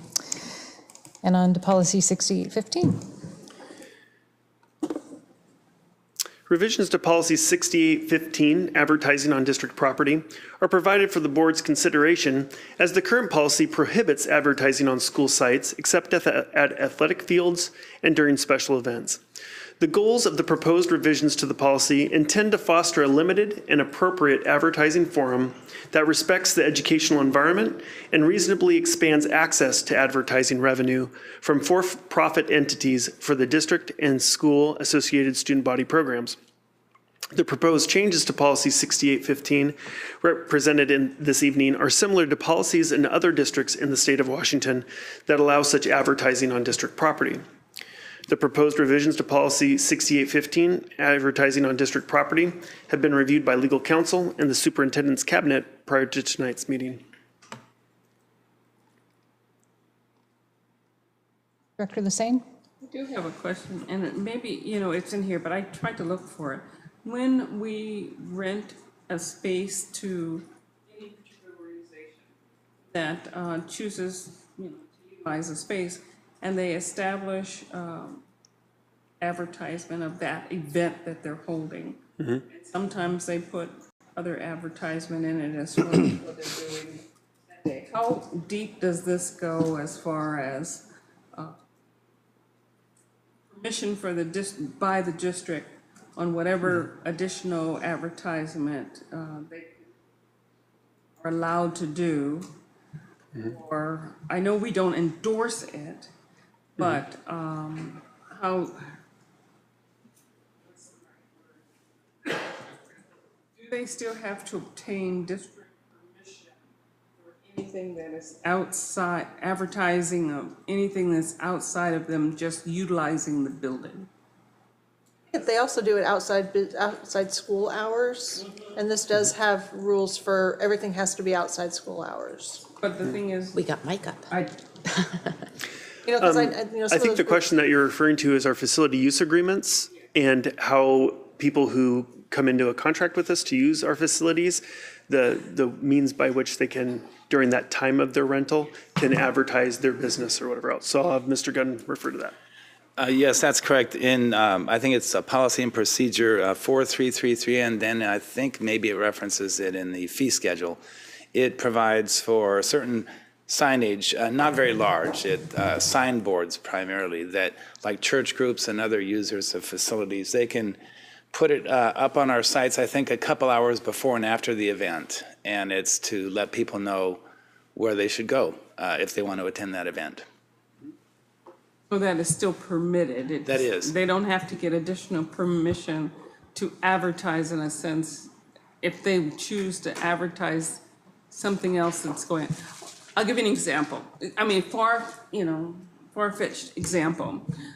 We are advertising, someone comes in to rent the space for a rock show, gemology or something like that.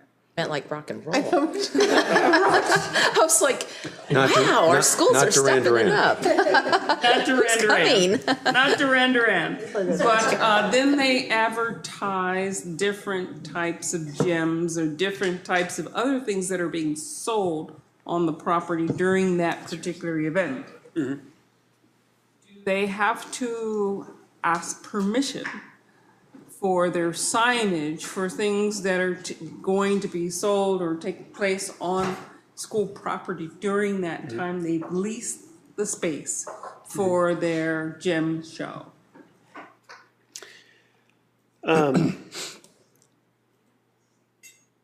know that's far-fetched, that would ever happen, but I'm just wondering how far, what type of additional permission is required to have been received from the district in order to, that's going to happen. Yeah, this particular policy, in one of the pieces as it's presented, is it does not create an open forum. It's a limited forum. Oh, okay, great. And these are for-profit organizations it's referring to specifically. So the district still has the ability to approve or not approve any sort of signage that is indecent. I mean, if that's where you're kind of going with your question. Yes, this is not an open public forum that this policy creates. Something to that effect, that it is very limited in its. So I'll refer to what's on the screen on page 2 at the bottom of that first paragraph on page 2.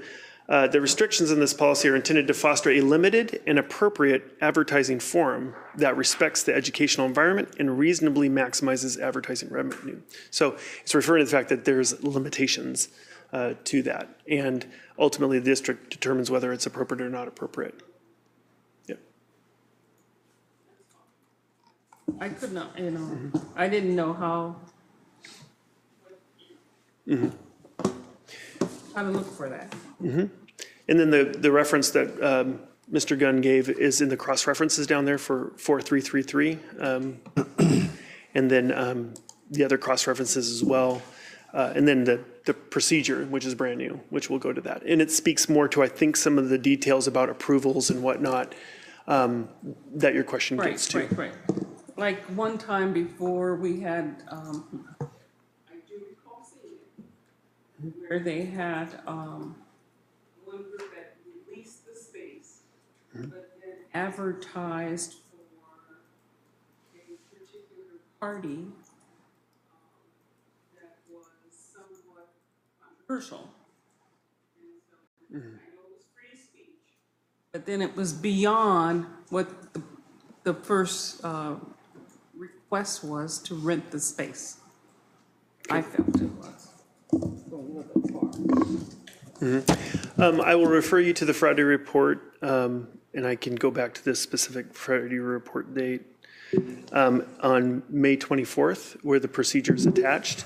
And within that procedure, it actually, it says not-for-profit entities may not, it says without limiting the foregoing restrictions, the following types of advertisements are not permitted. So that's stated in the procedure, and then it lists a whole lot of things that they can't do. That kind of gets to your point. Yeah. Okay, we will move this to next meeting for second reading. Thank you for your time. Thank you. Thank you. Moving to upcoming agenda items, Dr. Cohn, please outline what's on our calendar. Item 14.1 is a note for your special meeting tomorrow Innovation Expo, and I think we published that earlier today. At Xfinity, Angel of the Winds, and you should have all received the instructions for parking and all of that. Graduation. All that business. Yes, very much like graduation. That's exactly right. 14.2 is your special meeting on the 11th. We have the superintendent's final evaluation, and let's see, 14.3 is a special meeting on June 13. That's Sequoia High School's commencement, which will be at Civic Auditorium. 14.4 is your special meeting on the 14th. That's a party. 14.5, special meeting on June 15, is high school commencements on Saturday at Angel of the Winds. Item 14.6 is the information on your on your June 18 regular meeting. So you've got a strategic plan, end of year progress report. You have a massive amount of policy work. A lot of it, the second readings are in your consent agenda, but you'll notice that there are 1, 2, 3, 4, 5 first readings planned for you at that as well. You also have an acknowledgement of the annual operating plan. You'll be approving the Disciplinary Appeals Council, I believe, membership. You'll have your Fiscal Advisory Council report, which will precede the first reading of the budget scheduled for July 2nd. You've got a Woodside modernization bid. Mike, the apparent successful bidder is where compared to the architect's estimate? Just a number. It's about 600,000 over the architect's estimate. Over. 600 Over. or 800? 600 to 800 over. Thousand. Thousand on a $22 million project. Pretty good. Feeling good about that. Yeah. At the moment, feeling good about that. You know how fleeting feelings can be. The Everett High School Voc building bid will be in for your approval. We'll have a board workshop plan for you to work on, and we should have an annual meeting plan for you to provide some feedback on, which we'll then be passing on to the new superintendent. You'll have EASA handbook revisions.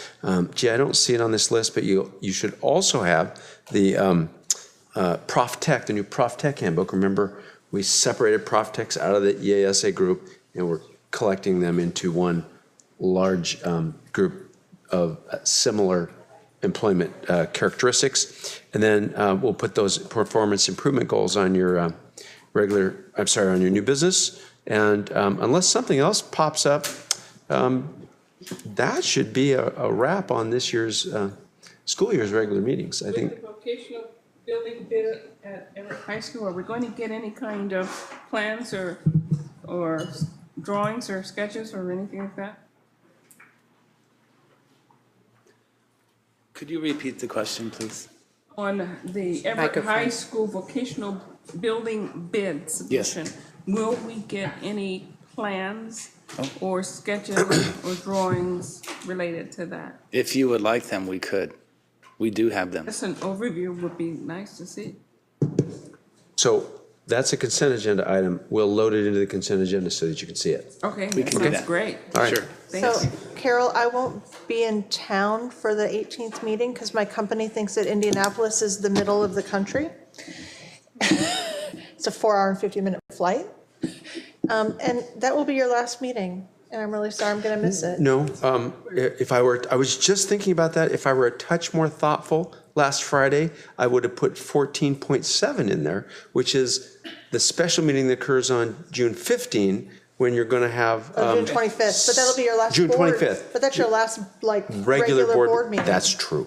You're right. Congratulations on that. Yes, thank you very much. Or I'll miss it. Yes. And I'll miss the 25th too. If we have 20, what do we have, 22 a year regulars? That's about 220 meetings. That's not bad. Yeah. There's a few more than. We count all the other ones, Yeah. we're probably in the Yeah. 500 range. Yes, that's probably true. In fact, We'll do that count for you at the last meeting of the year. We'll count for you every school board meeting, and we'll count for you every school visit, and we'll count for you every community visit because we've been keeping track. Every Rotary visit, every trip to a conference. We have numbers for you. Okay. Okay. There is no executive closed session this evening. There's no executive closed session, so this concludes the business scheduled to come before the Everett Public Schools Board of Directors on June 4th, 2019. Meeting's adjourned. Thank you.